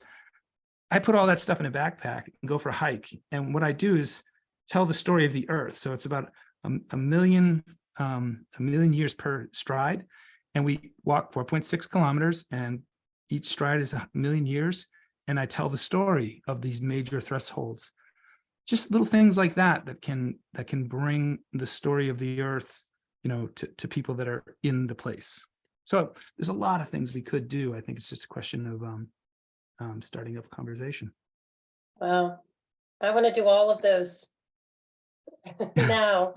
It never gets old too, because when you're in it, like when you're out there telling the Earth story and you're with the Earth, and then something shows up that either like drives the point home or brings it in a different direction. It's just such a complex, beautiful world that it never gets old. You know, it never ceases to amaze and feel good. And these things that happen, they happen again and again and again, and they come back to you in moments when you really, you know, when your guard is down, they come back to you and really just change the way we relate to the world. I think what you're also kind of hitting on is mindfulness and being present and Absolutely. intentionality. And I think it all ties in, but you bring it in such a way that is new to me. I'm sure that, and probably new to most on here. And so I think introducing you into our world is, I'm really looking forward to seeing this positive impact that we can have on our planet and ourselves and our connection to it, with not only, you know, ourselves, but our guests and those that we're trying to transform, and we're doing, and we can do it in this truest sense of Oika. It's really just such an honor to listen to you. I'm sure that, you know, again, this is going to be on our website. GSN is all about what you're about, and we'll continue to work with you and share you with our community. So thank you I feel the same way. much. Thank you so much. Yeah. It's been a privilege and very enlightening to listen to you all. So just thank you so much. You're welcome. Well, I guess in closing, thank you. I can really just say, wow, like I wish I had more. I just have to unpack all of that information that Rich just shared. And I think the first panel that we had today was really great. And I think we can see there's so much going on out there in so many different levels, but I think it really laid the groundwork for tomorrow with Renee LaRue in the second session tomorrow is going to be showcasing the GSN Green Spot Calculator, this amazing app that has spent years and years and years to create, but it's just a tool. It's an audit tool that will help spas just move consciously towards sustainability. And it's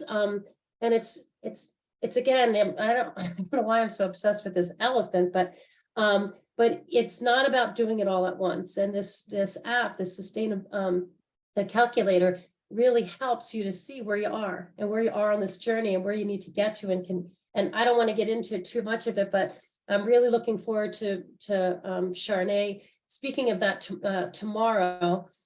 And then also tomorrow, the first panel is going to be Mike Brugman, and he's moderating a panel on biotech beauty and the transition from clean beauty. So really looking forward to that tomorrow. And I like to keep things simple, but I did want to end today with an excerpt from a book called How to Be More Tree by Liz Marvin. And this is called Draw Strength from Others, and it's about the aspen tree. Making the effort to connect with those around us can bring powerful results. Aspen knows there's no prize for acting like a tough guy who doesn't need anyone. In fact, belonging to something bigger than themselves is key to their strength. Each straight trunk tree may look like a tall and proud individual, but under the surface is a part of the single organism connected by their root system to all of the other trees in the stand. If one tree is closer to water or important nutrients, it can share the goodies with the rest of that gang. And I just think that really kind of speaks to kind of what we're about here and where we're going. And we need to be doing this together and draw from the strength of each other. So thank you, Aspen Trees, for that. We're pretty much out of time. So I just want to say thank you for choosing to spend your time with us today. And the earth needs us now more than ever, the planet. We need that connection, that people and the planet. And make the difference really starts with us, our purpose and our passion. And together we can make strides to make this happen. So thank you again for your time, and we look forward to seeing you tomorrow. Bye.